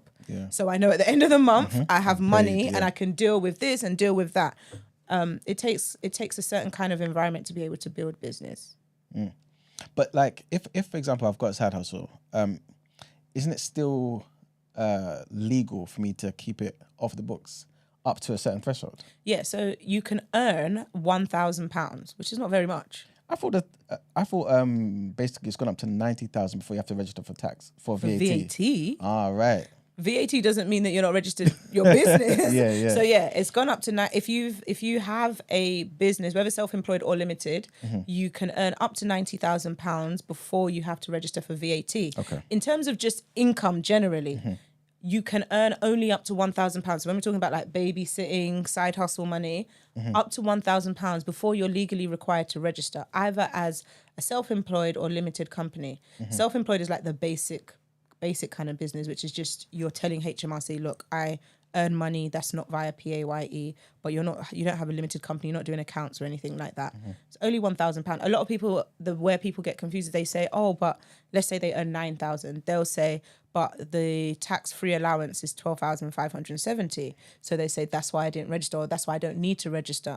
But that's a misconception. You still need to register. So even if you earn 9,000, you will register, you will do the self-assessment. You won't have any tax to pay, but you should still have registered and declared the income, basically. Okay. Yeah. I feel like people will be thinking, well, some people will be thinking, okay, cool. Yeah, we're speaking about businesses and stuff like this, right? But I don't have the money to start a business. So let's go back to, I guess, just in terms of personal budgeting. What do you find are the biggest things that make people struggle with just managing money? I think there's a thing, I don't know what to call it, but you know when you just like put your head under the carpet, or you know, like your head in the clouds or whatever, like people, they don't understand it, they're not confident with it. Maybe even from like growing up as a child, you might have had bad experiences even with your parents. If you didn't really have decent money in your home. You might just think that money is a bad thing, depending on how your parents talk to you about money. Also from education system, the way people learn. A lot of people, they just say, oh, I hate maths. I never liked maths. And so they link maths and money together, which it is, right? It's all numbers. And so if you've grown up like that, definitely as you grow up as a adult, you're just, anytime you sit, you're just going to be thinking, oh, this is hard. Yeah. You haven't even done anything with it. You haven't tried. You just automatically in your brain, this is hard. So I think that's part of the challenge with people and money, managing money. But I think that if you can face it and just sit down and maybe have someone that speaks your language, go through it, which is why I try to speak as much, because I want people to understand that money isn't just, you know, a white female in a black suit or whatever, or a white male, sorry, in a suit talking about money. Like ordinary people talk about money in normal English that you can understand, and you can get it right, basically. Before we go into a bit more of like, I guess people who are thinking, you know, how can I start to build money and make my money work for themselves, right? What would you say are some of the biggest mistakes though that people make in terms of just like, I guess, organizing their finances? Because obviously some people are kind of like our demographic goes down to as young as like 16, right? A lot of them obviously still in school are thinking, okay, cool, I don't want to make certain mistakes and waste 10 years of my life. Yeah. What's the first sort of things that I have to sort out? Like, should I prioritize my credit? Should I prioritize, So there's loads of things to talk about. So first thing I would say is writing it down. Cool. A lot of people, again, in their head or just looking at their bank account, oh, I got paid £1,000, for example, whatever, and they're seeing the expenses going out. Get a spreadsheet. I know you might not like spreadsheets. There are loads of free templates online. All you have to do is plug your numbers in. So you don't need to build it. You don't need to be an Excel whiz. Just get a template. Even if you have to print out the template, right, and write it, get it all down. You have to, before you can start to fix anything or make a plan, you need to know where you are now, right? How much money do I have coming in and how much money do I have going out? Even if you're in school, right, you must get pocket money or something. How much money do your parents give you? And how much do you spend on lunch, for example, or whatever, you're getting your hair done or your nails, whatever basic expenses. At that very beginning level, write it down. And of course, if you are an adult, a grown adult with a job and children or whatever, you definitely should be doing this. What are your bills, council tax, you know, all of that kind of stuff. Once you've written it down, you can then see, like, every month, am I spending more or am I spending less? A lot of people probably, they have an idea, but they can't say for sure. Even when people say, oh, I'm really bad with my money, you know, I'm in my overdraft. Some of them don't even know how much by, or, you know, and so the compounding effect of that. So I'd say, first of all, write it down, get your budget in place. And then, like you say, the building blocks for money. You want to be doing that on a regular basis. So budgeting, write it down. This month I'm planning to do this. Next month I'm planning to do that. What do I need to do today? Do I need to save? Do I need to, you know, I don't know, pay off a credit card bill or whatever? This interest is really high compared to another loan. So for example, if you've got debt, let's say you've got a loan, you've got a car loan, you've got personal finance, and you've got credit cards. Credit cards have the highest interest. So you want to be looking at trying to get rid of high interest debt, because basically it's going to cost you more over time. And then things that you can pay over a longer period of time, if you have any people who have mortgages and stuff like that, you can think about that after you've cleared the small expensive debts. So that's one thing. And then in terms of credit, simple things like, if you sign up for a phone contract, pay your bill on time. Like, you signed up for it, you said you wanted to have it. Simple things like putting it on a direct debit, you know. At the end of the day, when they talk about people having bad credit, it's because you did something wrong. What did you do wrong? And, you know, rectifying that. There's lots of other things as well, but I'll keep it on the surface.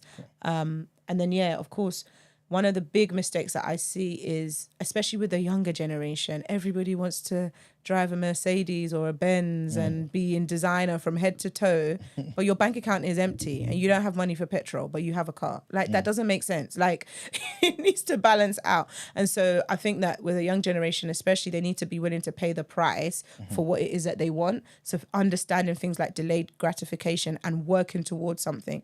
Because I've seen people take a little bit of money because they want to get rich quickly. They invest in things that they don't even understand.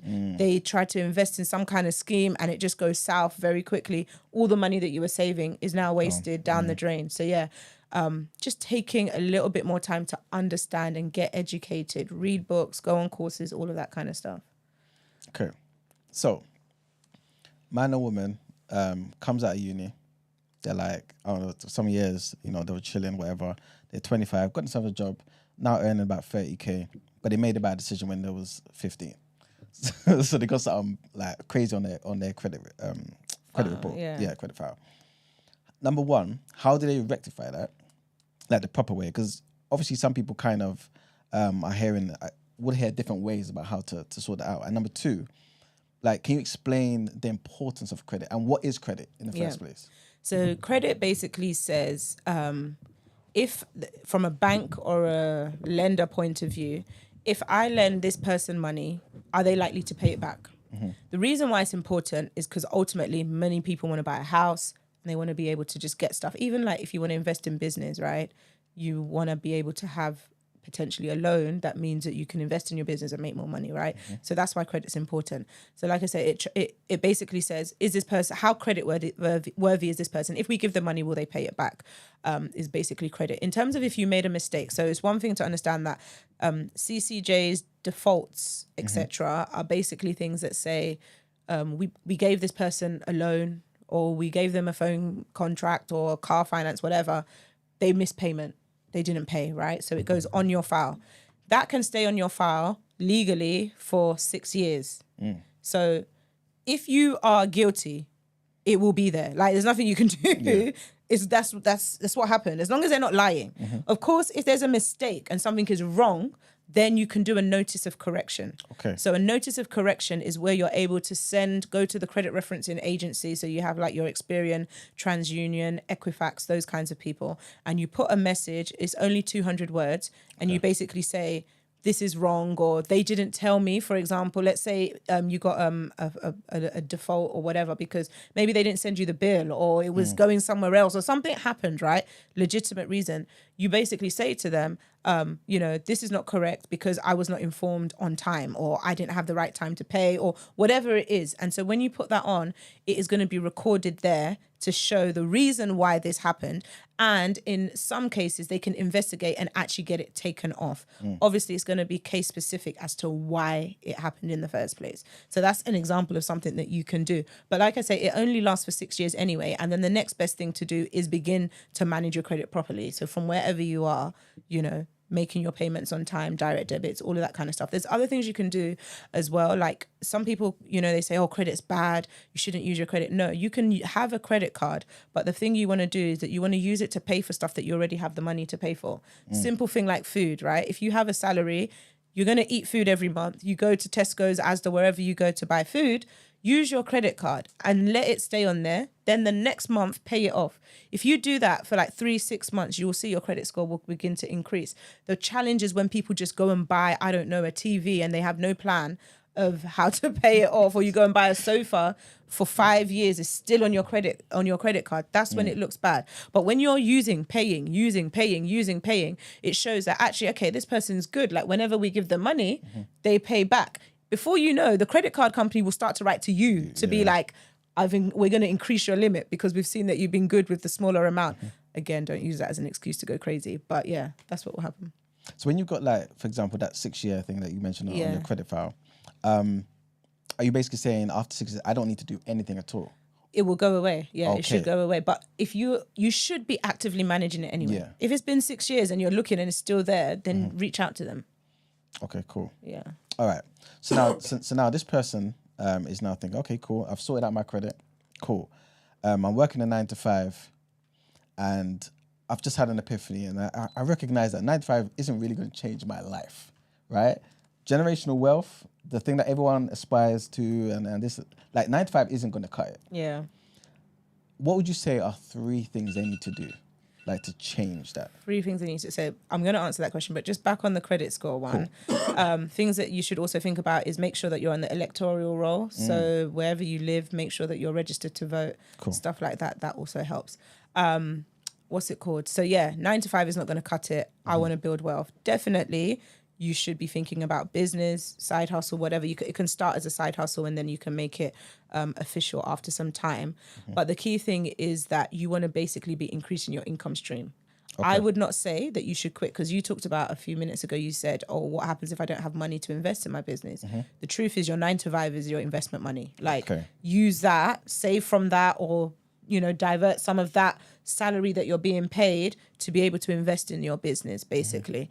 And so I wouldn't say quit, but what I would say is learn high paying skills. Of course, in line with what you want to do. So some people, they're just looking for extra income, and so they're not too bothered. So you can just learn even things like, I don't know, graphic design, video editing, all of that kind of stuff.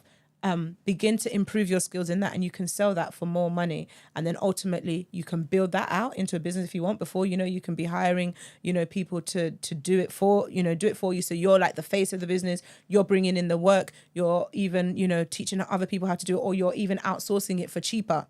Before it can continue and grow into something bigger. Of course, if you want to do it be very specific, I like fashion, for example, I want to have my own clothing line or whatever, then of course you're going to have to research, and you're going to have to find out what you need to be able to open up that kind of company. But definitely, if you know that 9 to 5 is not, it's not even if even if your 9 to 5 is great and your 9 to 5 is paying you £1 million, I always say, I think you should still have other streams of income, because you are trying to, to avoid risk. You might be in £1 million job, but what happens if they sack you tomorrow? Yeah. So you want to have another stream of income, and you can have active and passive. So also when you're thinking about investing or building further income streams, apart from active things, which is what I've just talked about now, which will take your time, you also want to be thinking about passive investments. So I'm not an investment expert, but of course, investing in like the stock market, if you want to get buy some funds, that kind of stuff, you can do that as well. Okay, cool. So because I guess a lot of people think they're more, if you want to say traditional, buying property and stuff like that, right? Given this current climate, would you say it's kind of risky to buy property? Yeah. I don't ever think it's risky to buy property. Okay. The thing is about property, number one, property is a long-term game. It will always increase in value over time. Even if it decreases now, it will increase tomorrow. And I say now and tomorrow, figuratively. Even if it goes down for the next 1 to 2 years, over time, over 3 years, 4 years, 5 years, 10 years, 15, 20 years, 25 years, it will always increase in value. So I think that property is not risky. Well, let me not say it's not risky. Yeah. I think that it's a good investment. Let me put it that way. I personally enjoy property and have property. And so I would encourage anybody to do that. The reason why I didn't say property first is because obviously property requires a heavy lump sum up front. There are definitely people out there that will say you can, I don't know, buy property with no money down, all of that kind of stuff. Yeah. Please don't fall for it. You need money to buy property. Maybe you can do rent to rent, as they talk about, but even that, the amount of time and the effort, and I'm not saying it's not good, but it's not free. Yeah. When they say buying property with no money, yes, you might not have cash, but you're going to use your time to do it. Whereas if you use your money, then you're now free. So my properties that I rent out, I don't have to be thinking every month and doing new things. Like I have tenants, they pay me my money every month. I'm good. So for me, I prefer that kind of investment than every day I'm having to go service accommodation. You're having to, do Airbnb, get the cleaner, turn this around, turn that around. Has this person booked? Is this clean? Is this broken? Like, it's a lot of work. I'm not too sure like what everyone in the chat will think about this year, but I feel like there's a narrative out there. In fact, it's probably been there for generations that everyone seems to have the ambition of wanting to buy a property, right? Do you... Like I know you said the property obviously is a good investment, but if you only have the ambition of buying one property, the one you live in, so no buy-to-lets, just the one you live in, is that definitely a good investment? I think it's subjective. Okay. That's the truth. I think by and large, most of the time, it is good, right? Okay. However, there are pros and cons of everything. By and large, it's good because, like I said, you've got capital appreciation. But yes, property can be expensive to run and to manage. But it depends, because for me, managing your money, being good with money is not just about, oh, I've got £5 million sitting in my bank account and you're living like a pauper. So if you having a nice house that is yours, you can do whatever you want to do to it, is going to give you an improved lifestyle, you're going to be happy with that, then I think it's a good way to balance out investing and being all right. At the end of the day, even if you don't live in your own house, you will have to live in a house. So if the money that you're paying to a landlord can also go to paying off your house, then why not? Rather than just paying it to a landlord. Even if you decide that you don't think you want to have property, then you need to be, because the average Joe who might not be an investment wizard or a stocks and shares wizard or a business pro, most of their assets or most of their wealth is in their property that they live in. So if you're an average Joe and you're not trying to do anything special, then I think you should have a house. If you decide that you don't want to buy a property for whatever reason, oh, it's too stressful and blah, blah, blah, then the equivalent kind of asset, the equivalent kind of investment that you would have put into a property, you should be ready to put that into another kind of investment, because you don't want to end up having spent your whole life just renting and spending. Like you have to compensate, right?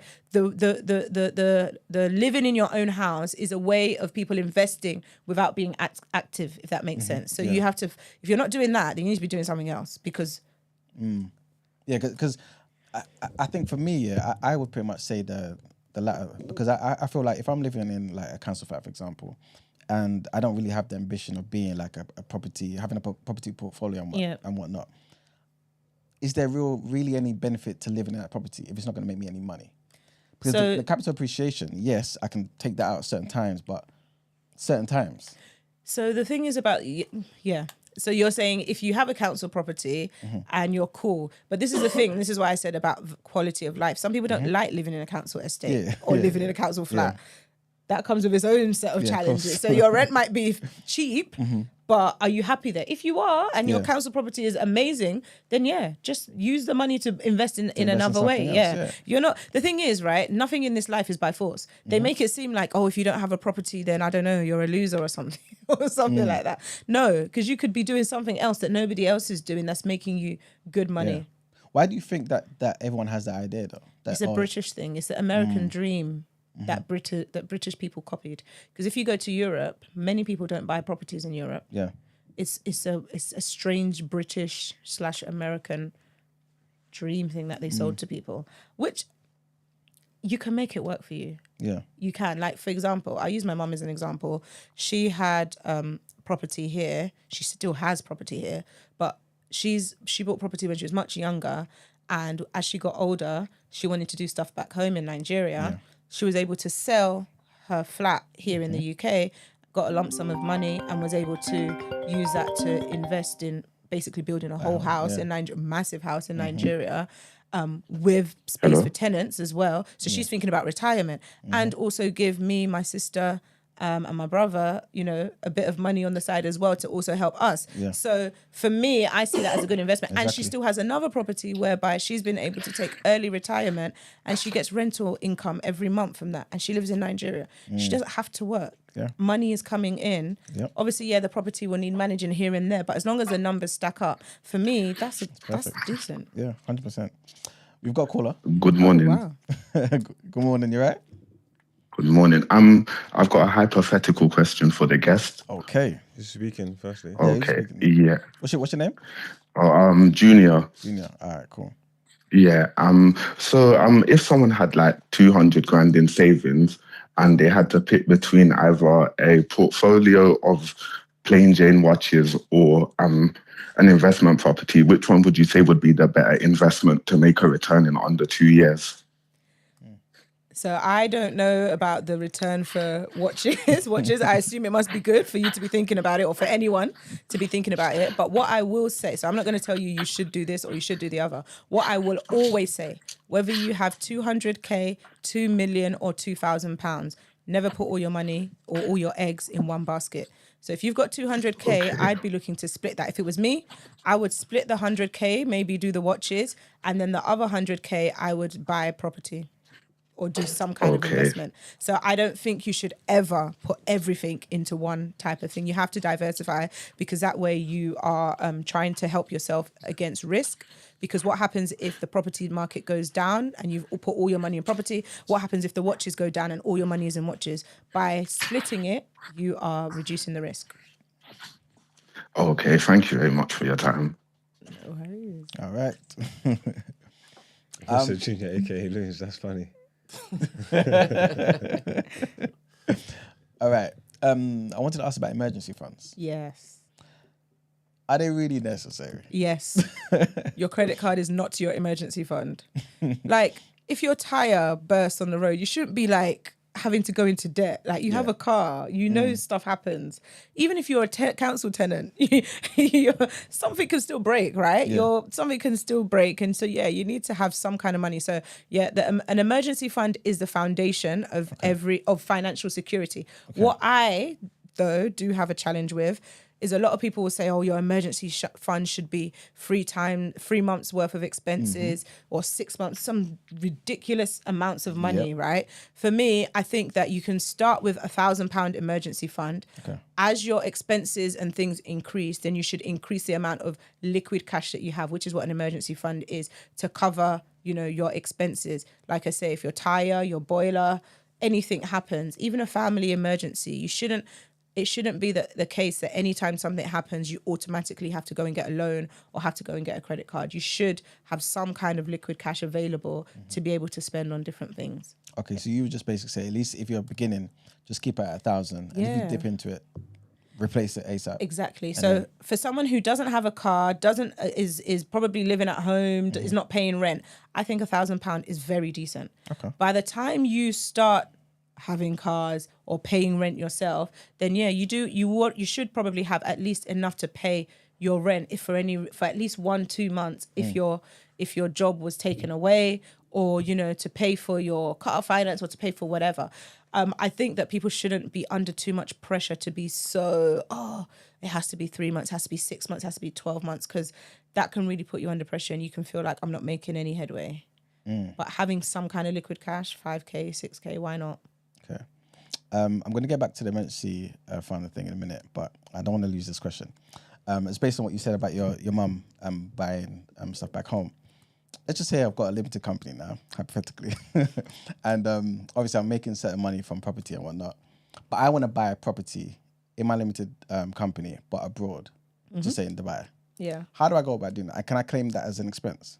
I would not suggest, if you're going to buy a property abroad, I would suggest you buy it abroad, open a company abroad, or however you need to do it abroad. The reason why is because any money you make in the UK has to be taxed in the UK, and the UK has one of the highest tax rate systems. So if you're buying it abroad, then do it abroad. If you're buying it here, then you can do it here. So Dubai is, if you have your limited company and you go and buy property in Dubai, any money, rental income, if you start to put that in your UK business limited company bank account, it's going to be taxed at 19% as long as the profit is below 250. Above 250, it's going to be taxed at 25%. If you can avoid that altogether, then But then how do I get my money from here to Dubai?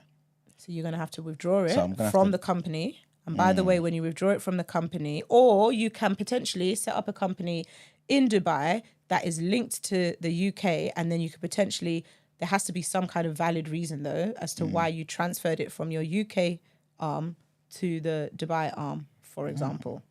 Okay. Yeah. Or if it's your personal money, then you just take it out from the company. You're going to have to pay whatever personal tax needs to be paid, and then you have the right to do whatever you want with your money, right? Yeah. Yeah. So then you can take it abroad. Okay, cool. All right. So back to what you mentioned about the emergency fund being the foundation of financial security. Yeah. What are the other pillars? So, of course, your emergency fund for anything, short term that's going to come up. And then the next thing would be in terms of, I guess, if you have what should I say?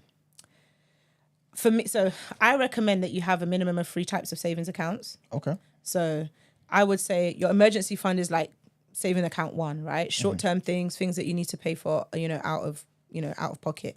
And then you have a short and a long-term savings account. Your short-term savings account is for anything that you need to spend on within a year. So, for example, car insurance. Everybody knows you have to pay your car insurance every year. Either you're paying monthly or you're paying full. Because I don't want to pay interest, I pay for the year. Yeah. So what I do is we save towards it. Things like holidays that you want to go on holiday at least once a year, or, things like birthdays. That's like your short-term savings, right? And then you have your long-term savings. That is, for example, if you have plans to buy a property, or you have plans to invest big in business, or whatever it is that is going to be quite costly and chunky. That would be the next set of savings accounts that I would say that you should start to build up as you go along. And then I would say that having a good, decent credit card is actually still part of your financial security. Not because you're going to go around spending on, things that don't make sense, but just in case you did need to spend beyond a certain amount for a valid reason, you want to be able to have that opportunity to do that via a credit card as well.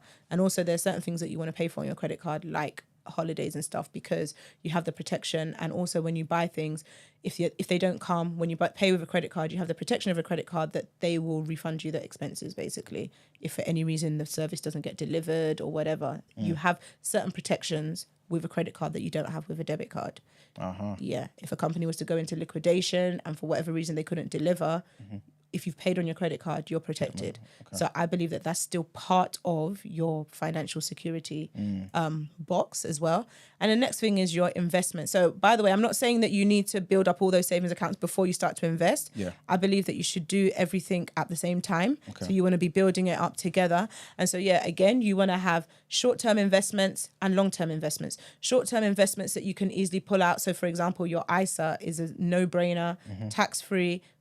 You can put in up to 20k, and whatever profit you get, I would suggest probably like a stocks and shares ISA. It's a little bit more risky, they say, but it will give you better returns over time, and you know that you don't have to pay any tax on that. So a good, decent investment platform can help you do that. And then you might want to have a bit of a more risque kind of investment portfolio that you're trying to build up. Maybe you start to invest in the stock market and stuff like that. The thing is about the stock market, again, it can go up, down, and all kinds of ways in 1 year, but again, over time, it should generally increase. But you should not be putting in any money that you want to take out very quickly into the stock market. Whereas your ISA, you can take that out whenever you want, right? So it's making sure that you have a combination or a balance of investments that give you good returns. So you've got high risk, low risk, and then also easy access to be able to draw out your money if you need it. So you would see an ISA as an investment? I would see it as an improve. So for example, I would merge my ISA with that long-term savings account that I was talking about. So for example, you wanted to buy property or whatever, because you can put a good amount of money in there, and it's a way of saving, but at a better rate. Because obviously the average savings account, although they have started improving a lot in the last few months, but the average savings account doesn't really give you that much interest or benefits, whereas an ISA will give you better. So yeah, you can kind of merge those two. Would I see it as an investment? You can argue it's an investment. I think what's more of an investment is probably your pension. Again, a lot of people will get at me because of that. But I felt a bit funny about pensions. But if you are a 9-to-5 employee and your employer has said that when you put money, they're going to put money. That's free money. I think that you should go for it. Yeah. But then we saw what happened with Liz Truss and Kwesi Kwarteng, where people's pensions were destroyed. So what do you say to somebody who says, wait a minute, I'm not falling for that? Yeah, and that's where property comes in. And this is why I say you shouldn't just do one. You should have a balance. So I invest in property, I invest in my pensions, I invest in ISA. I do it all because I'm not waiting one day to have put all my money just in pensions, like you say, and for Liz Truss and her crew to turn it upside down. I'm also not going to put all my money in property and then tomorrow the Conservative Party come up with some funny kind of law that means I can't get any money out from it. Yeah. Okay. In terms of, I guess, people who want to buy their first property, because I'm not too sure about now, but I know people who were trying to get their first-time buyers, there were certain accounts that you could use that was kind of tailor-made for that. Like the LISA, the yes, LISA. Exactly. Do they still exist? So the LISA does, yeah. The one that doesn't exist that you're probably thinking about is Help to Buy. Yes. So the Help to Buy one, that kind of got scrapped because that whole scheme kind of got scrapped. But yeah, they still do LISAs. Okay. And basically when you invest up to 4K, I believe, they give you 25%, which is 1,000. So basically for every 4K, you actually get 5K. So yeah, those accounts still exist. Apart from the accounts as well for saving, that's more for the saving side. Yeah. You have to think about the mortgage side when it comes to first-time buyers. So first-time buyers, there are deals and benefits that you can get as a first-time buyer. So sometimes they will have, not even sometimes, one of the main ones is the reduced stamp duty. So normally when you buy a property, there is tax that you have to pay. As a first-time buyer, that tax is waived for as long as your property value is below a certain amount, a certain threshold. I believe it's about 400 and something K around the UK and around 600, I think, in London. Don't quote me, but yeah, research on that. So there are other benefits, yeah. Okay, cool. In terms of, I guess, people who are thinking about the new, well, let me not say new, but the changes to the tax bands. Yeah. So people found that, okay, cool, because it's been frozen, Yeah. right? They're kind of caught up in like, you know what I'm saying? They're paying Inflation. more. Exactly. Yeah. Yeah. Please explain that to people. So basically, when the government does not increase the tax band, so for at the moment, everybody, as long as you don't earn above 100K as a salary, that's another topic for another day. Everybody who earns via a PAYE salary below 100K is entitled to £12,570 tax-free. Yep. The argument is that the price of things is going up, so therefore this 12,570 tax-free amount should go up.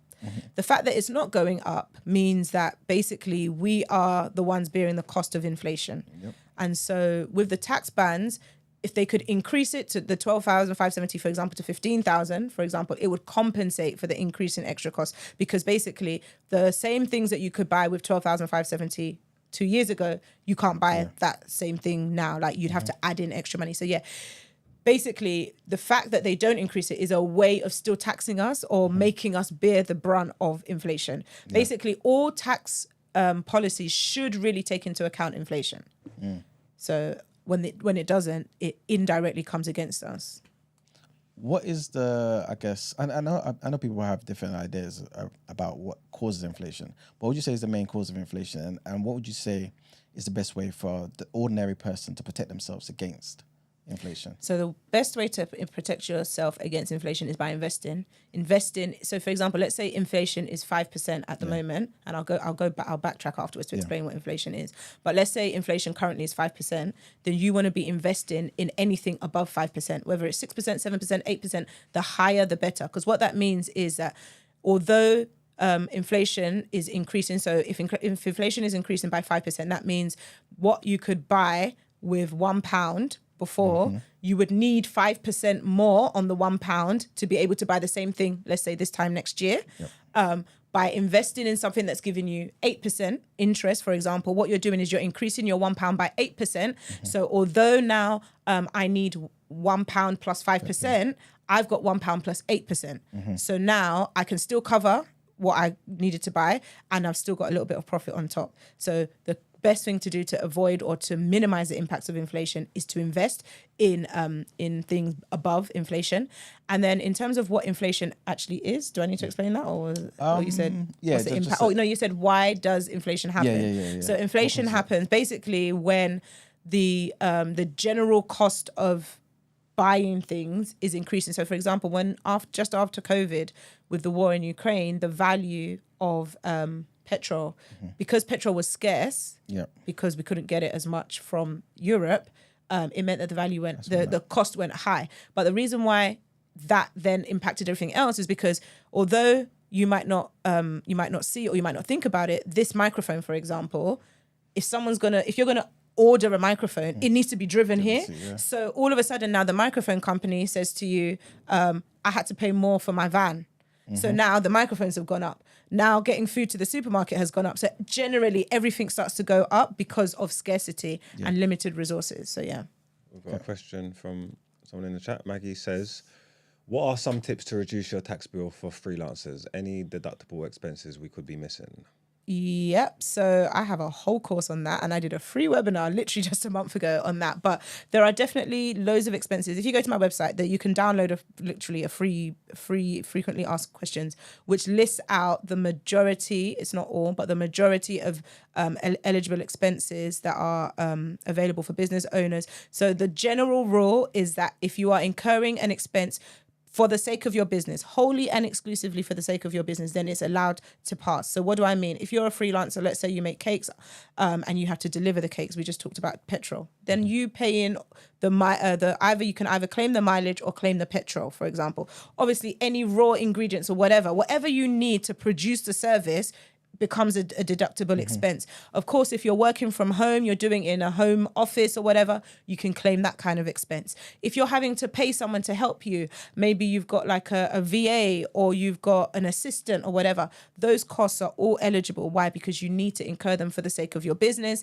What else? Those are some that I'm thinking off the top of my head. But yeah, basically, in summary, anything that you incur for the sake of your business, you can take away as a deductible expense. Not to put you into a certain position, right?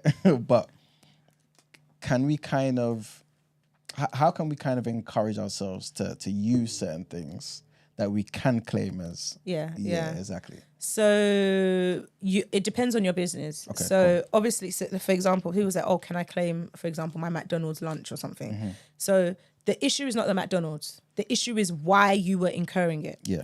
So depending on the nature of your business, someone like me now, I do get invited to go to talks, and sometimes these talks are away from home. So therefore, it means that an eligible business expense for my type of business is weekends away from my house, right? So that kind of expenditure, you would be actively trying to incur it, if that makes sense. Exactly. Whereas for me as a service owner, I don't buy bricks. I'm not a construction company. So it doesn't make sense to be doing things that would it doesn't make sense for me to try and claim things that don't relate to my business, if that makes sense. So when you understand your business model, for example, even this studio, right? You have to buy lights, cameras, and all of that kind of stuff. If you have to buy 5 cameras and you decided to buy 6 and, use one for personal use. Yeah, I'll leave that there. So understand the nature of your business and spend in line with that. What would be valid? The way I say it is, if you were to be standing in front of HMRC in a court and they said to you, why did you buy this camera or why did you buy this laptop? You need to be able to justify it. As long as it makes sense, then you're good. So, for example, like Mark, you're going away on Friday, innit? Mm-hmm. Where you going again? Marbella. All right, your accountant's in Marbella, and you need to have a meeting. Why is your accountant in Marbella? That's where he's at. That's where he's at. Is there anything you'd like to declare? So he needs to have a meeting with his accountant. Exactly. So this is very a valid deductible business expense. However, obviously, if you're going to see your accountant for one day and you're in Marbella for 2 weeks, so it's a long conversation. So, for example, in that situation, technically, your flight to and from is valid, right? Because whether you went for 2 days or you went for 3 days or 1 week, it would you'd still need to go and come, right? But what normally you're supposed to do is the hotel costs for the extra 5 days. That's over and above like the one meeting that you would have had with your accountant. Technically, you're not supposed to charge that. Okay. But as long as you've got evidence that your accountant is there, that is a valid business expense. And you had to take your business partner, who happens to be your girlfriend or your wife. You know what I'm saying? It's necessary. And your kids, who are also like shareholders. I'm just yeah. What if, for example, you did the same thing, but you went with your boys, but you're not paying them, but they work for you to carry your luggage? Of course. What do you think Kevin Hart is doing? You know what I'm saying? Put everybody on. That's the whole point. And this is the thing. As long as your business can afford it and you can justify it, whether it's your kid or your friend or your neighbor or your cat or your dog, as long as there is paperwork to show this is the service that the person is providing for me, this person is doing my admin. There's nowhere that says you can't employ your friends or your family or your, so it's fine. I think this is some of the things that people who don't own businesses don't seem to get. And this is why I think a lot of the time, I'm definitely generalizing here, so please forgive me, people. But I think this is what a lot of people kind of begrudge people who own businesses about, because they know how to understand the law and use the law to their benefit. Yeah. And people who don't, obviously, are just using their personal money and being taxed all over the place. Yeah. Obviously, like there's loads of people out there giving financial advice online and stuff like this, right?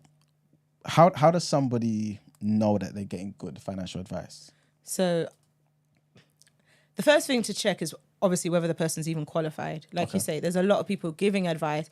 What qualifications do you have? I always emphasize, because sometimes people come to me with questions that are really financial advisor questions. I am an accountant, and I will say that again and again. I'm regulated by an accountancy body. I am not a financial advisor. So if someone is giving you financial advice, they should be regulated by the FCA. Okay. Yeah. So I'm quick to say, I'm not a financial advisor, but this is what I would do, or this is what I do, right? And of course, because of my space, I do know and talk to a lot of financial advisors. So that obviously just rubs off on me anyway. So number one, what qualification do they have? What experience do they have? Had they just come and started talking with no backing? That's the first thing. But of course, having said that, you can still have the certificate and give rubbish advice, right? So I think the other thing to do is probably cross-check. Even with, again, medical things, they'll say, oh, let's get a second opinion. Get a second opinion, and you can be able to check it to see whether what this person said is in line with someone else's. Okay. I know that a lot of the time we kind of blame the school system for not teaching us financial literacy and things of that nature. I don't see that changing anytime soon. What can we kind of do, and at what age can we kind of start to kind of educate our children? I think you can educate your children from as soon as they can ask you, "Mummy, I want this," or "Daddy, I want this." Like, as soon as they can say, "Give me the biscuit" or "Give me the sweet" or whatever, they have a brain enough for you to tell them, "Okay, for me to give you this, what are you going to give me?" And so I think even with pocket money and stuff like that, okay, I'm going to give you £1. What can you buy with this £1? You want sweets? No problem. Here's your £2 or whatever. Yeah. Because what you're doing then is that you're forcing them to have to understand the value of their £1. Yeah. What can that buy me? What can that not buy me? And when they go to the counter and they've chosen 5 things and it's more than the money, they now start to learn that, okay, I need to put some stuff back. This is what my money can get me. Yeah. Then you start to educate them. Okay, so if you wanted to be able to buy all of those things, you know, you needed more money. What can you do to get more money? Yeah. You know, so I think as soon as their brains can comprehend this, it's not too early. Obviously, things like credit scores and that, you know, you need to take it easy and they need to be of the right age. But definitely understanding the value of £1, the value of money, the value of goods, the understanding of delayed gratification, you know, all of that you can teach as early as possible. And then I think definitely once you start to get into secondary school, teaching about savings, teaching about investing as well, 16, 17, like before uni, in college, sixth form, that kind of space, you can definitely start talking about credit cards because that's when they have like a proper bank account. Yeah. So once they have an adult bank account, they need to understand about direct debits and making payments on time, all of that kind of stuff, overdrafts. So I think you can phase it according to how they grow in life. Okay. I know I'm conscious of time. I know you need to leave, right? Oh, yeah. But I want you to kind of answer this question. What's one small change that someone can make today to improve their financial situation? But I want you to tailor it to every tax bracket. Okay. So if you are in the lower tax bracket, so you are earning, or let me not say lower, basic tax bracket, which is basically you're earning a salary between 0 and 50,270. This advice, to be fair, goes for everybody. But I would say if you, depending on your situation, those accounts that I talked about, making sure that you have your emergency fund, making sure that you have your savings, making sure you have some kind of investment.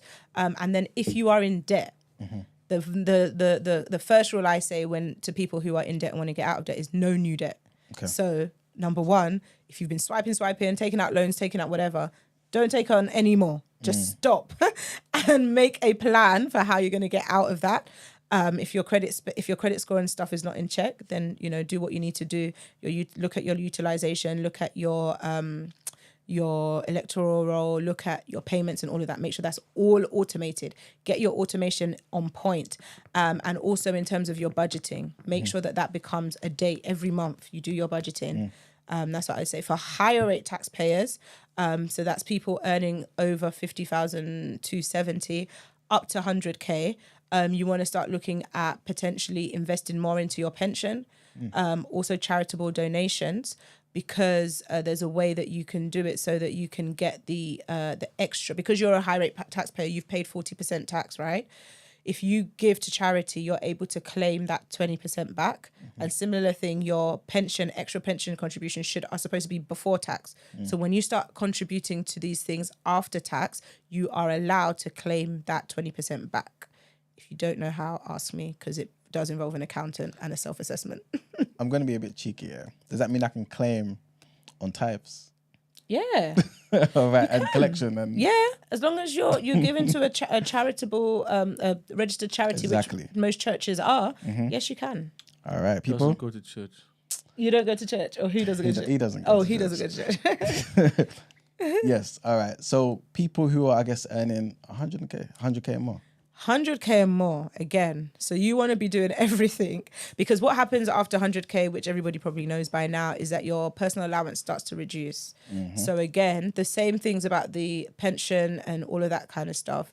You want to be doing that. So any benefits as well. So at work, when you start to negotiate promotions and increases, what I would suggest, apart from doing the stuff that the general high rate taxpayers are doing, you want to start negotiating benefits in the form of, for example, shares. Rather than cash. because the more cash you get, the more it's going to be taxed basically, and the more of your allowance that you lose. Obviously, some people are in some ridiculous tax brackets or earning some ridiculous amounts, 200k, 300k, 500k salaries. There's not that much you can do, but definitely where you can, I would say negotiate benefits in the form of like healthcare, in the form of stocks and shares, like owning shares in your company, all of those kinds of things rather than cash. Okay. That's what I would say. Thank you very much for that question. Sorry, for that answer. There are a few questions that we tend to ask all our guests before they go, yeah. I want to be a bit cheeky, yeah. And I was one last question prior to that, yeah.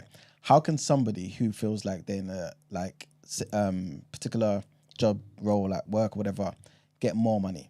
Yep. Yeah.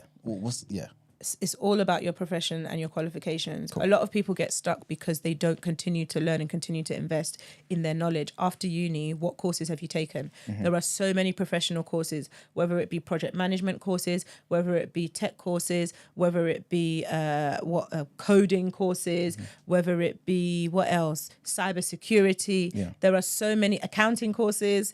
I know when I got qualified as an accountant, my salary went up by 15k, in one jump, just because now I'm qualified. So I think you need to be looking at professional courses. Don't just end with your uni degree. When you look at those professional courses, you can see what people who are qualified in that space start to earn. And then obviously once you've got the qualification, you can learn. Also, there's another hack you can do, still professional, but for example, aligning with a software. So for those who know, there are softwares out there like that many organizations use. Things like Workday, things like SAP, things like Oracle, things like Microsoft Dynamics. You can become an expert in those softwares. And so what happens is now you get paid to be part of the people that implement them in new organizations. There's no massive company that you see that doesn't have at least one of these that I've just mentioned. And so you can align with a software, you can be a project manager on that, or you can be a technical person where you learn, you know how to literally implement it. So there's different things that you can learn that all of a sudden make you more valuable to any company. And I would definitely say if you're going to do that, look for one that is like global, so that you can literally, even if you move to another country, you can still implement those skills in that country. Brilliant. Thank you very much for that. All right. So like I was saying, last few questions that we ask every guest, right? Tell us something that people are usually surprised to learn about you.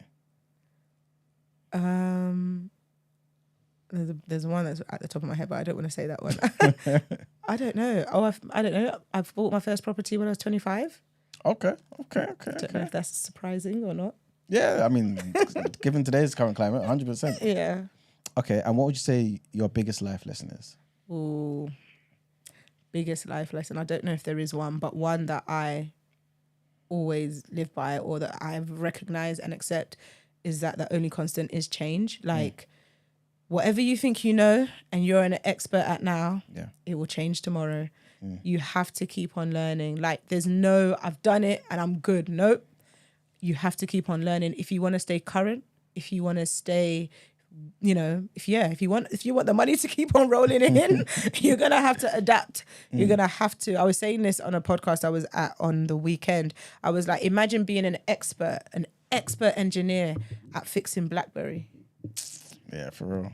When it was up to date, you were getting paid big bucks. There is no BlackBerry now. You're going to have to get with what people are using now. So you have to keep on adapting. Similar thing with computers and stuff, You have to just learn and get with the times. Okay. And our last question is, basically we ask every guest to leave the next guest a question. Oh, wow. Right? So the previous guest asked you, pretty much, what brings you joy? What brings me joy? My family. Specifically my husband. He is amazing. Oh, my gosh. Biggest life hack, marry well. Marry well. It will give you peace of mind. It will give you joy. It will, it's a good life. Man. Good black man. Exactly. It's a really good life hack, yeah. Okay. And what question will you leave for the next guest? What question will I leave? What is that one thing that you are scared of, but you think you should do? Okay. Nice. Before you leave, What are your assets saying? My What's your portfolio? assets, Yeah, what's your personal port- assets. Yeah. I have 3 properties. I have land in Africa, Where in Africa? in Nigeria. All right. Then. Land. Those are my main assets, but I also have, of course, pensions and all of that. So I have invested for the whole time that I've worked 9 to 5, invested in my pension. The last time I checked, I can't remember how much it is, but I know it's definitely into like the 30,000s, something like that. But I can't really access it now. But it is an asset, right? Because when the time comes, and I continue to invest into that. My business is an asset. My business name is an asset. And I believe my name is an asset. So, there's that. I believe that that's opened a lot of doors for me. And I pray continues to open more doors. I wouldn't be here if I wasn't doing all that social media and business stuff. And also, I'm going into intangibles now, relationships. So networks, people that I know. That I know, okay, if I need this, I can reach out to this person, reach out to that person. Again, I've actually had the privilege of meeting a lot of people that I would have never met if I didn't start talking about finances and doing Benny Ratio. People, even, I don't want to drop any names, but yeah, people that a lot of other people are like, oh, wow, you know this person. Yeah, I know that person. I have their number. I can speak to them, that kind of stuff. So my relationships, my network has definitely been an asset. Yeah. And how much have you invested in TNB? In TNB? Yeah. Have you bought any shares? No, I haven't. All right. I'm sorry. That's all right. When you pull up the next time, you would have I will change that. 100%. Thank you very much for All coming right, on. yes. Thank you so much for Absolutely coming. amazing. Thank you for having me. Can we have your... Well, Brent's probably got it up on the screen anyway. But your Instagram... where people Benny find you. Ratio, BENIRATIO, Benny Ratio, and then finances. And then similar thing on the website, BennyRatioFinances.com. Yeah, it's going across the screen right now. It's all there online. Check it all out. Once again, thank you very much for coming, man. Really appreciate it. Thank you for having me. All right. All right, then let's get into our last headlines for the day. Is that what we're doing? Yes. Yes. All right, cool.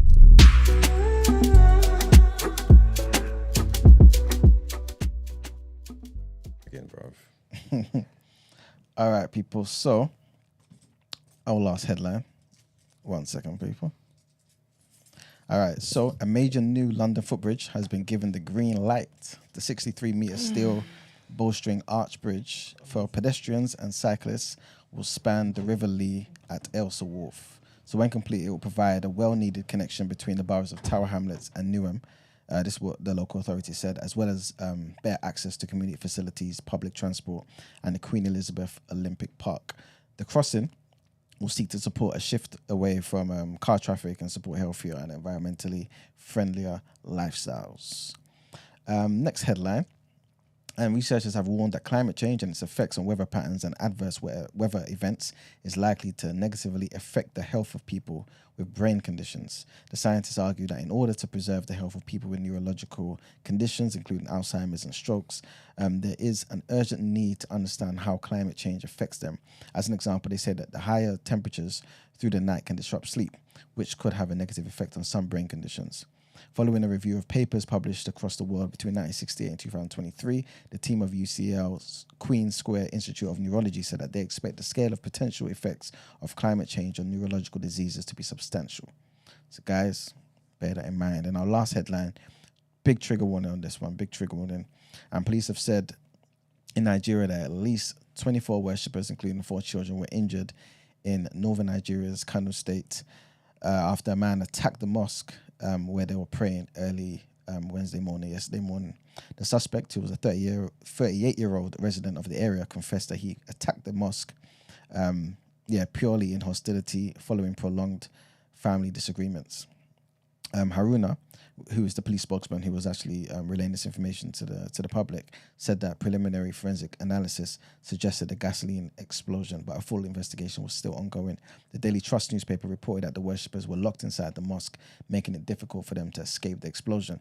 It said that the suspect had attacked people in the area in the past over the same family dispute. The police statement also said that the disagreement was over sharing of inheritance, of which those that he alleged to have cheated on him were in the mosque at that particular moment, and that he did this for his voice to be heard.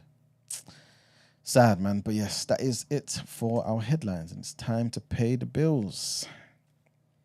All right, let's get into the reaction.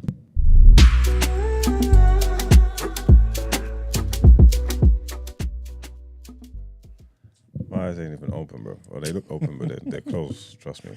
This is going to be fast. I don't even need... There's only one headline anyway. Yeah.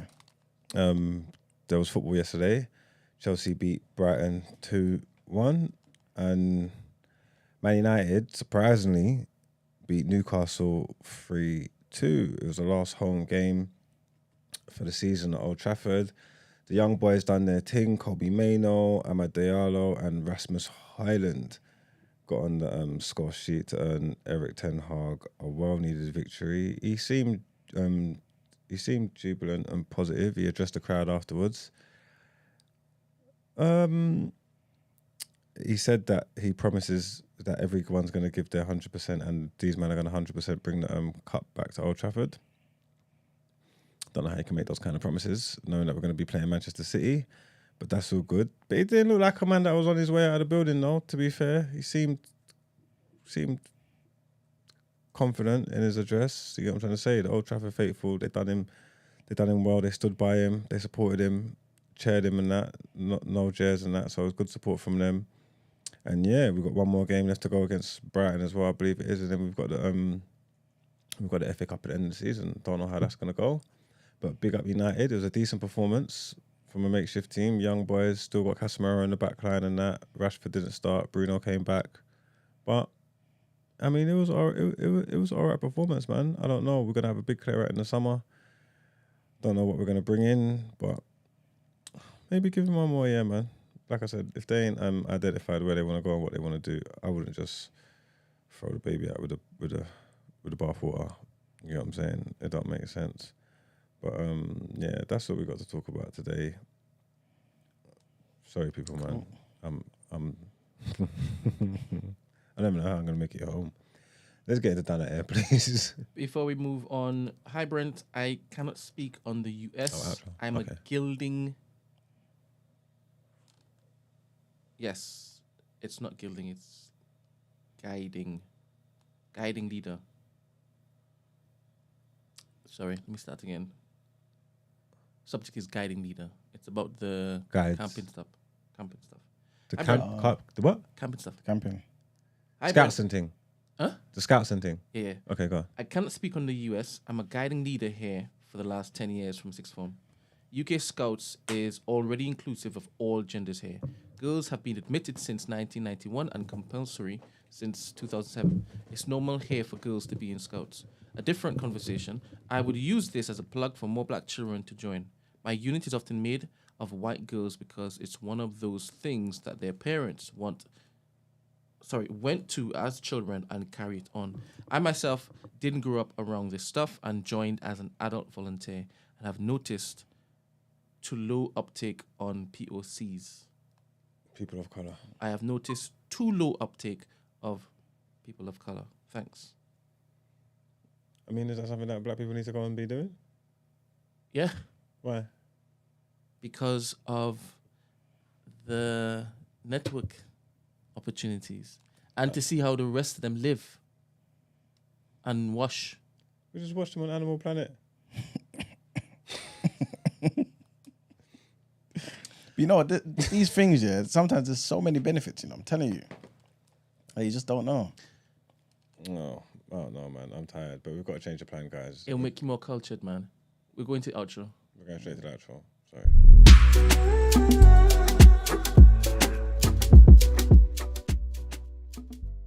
Now I went to Devon. What They did you do in never took us Devon? Because we went to Kenchill.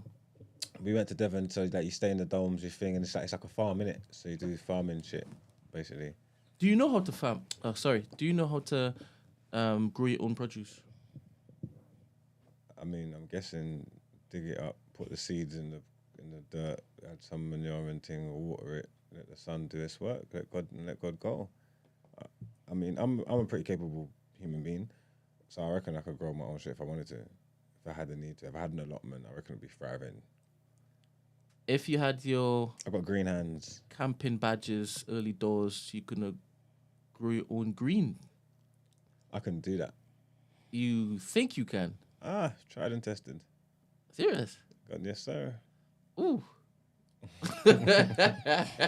When I was in prison and I was doing a course to do something, I was doing a manual handling course or something. It was going to be like gym all days and stuff, and we had to do a course and learn. And then part of our presentation, we had to present something like from start to finish, because obviously we're going to be instructors in it and we're going to deliver the manual handling class, so we've got to learn it. So part of our homework of our coursework was to teach someone something that can step by step from start to finish. And they were saying that for you to pass, you need to do it properly enough that if someone who didn't know what they was doing, you give them instructions of how to do it, and by the time of your by you finish your presentation, they should know how to do it. And me in prison, I taught the class how to grow weed. You're a certified tradesman, aren't you? See it as you taking a course in survival, outdoor survival, camping. Maybe it's not necessary. I've took courses in Electricity, gas and plumbing. Plumbing, yeah.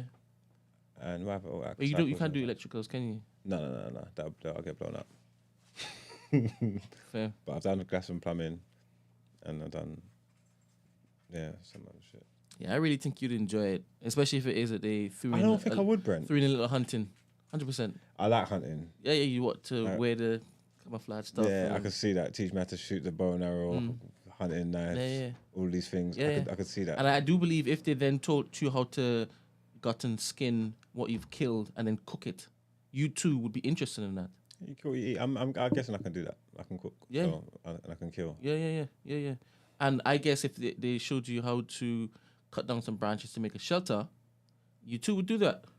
I mean, if it was necessary, but to do that, like out of choice, like willingly, I just don't know if that's my portion. I reckon you do that for content. You do that for content. I would do that for content. Yes, actually, you would.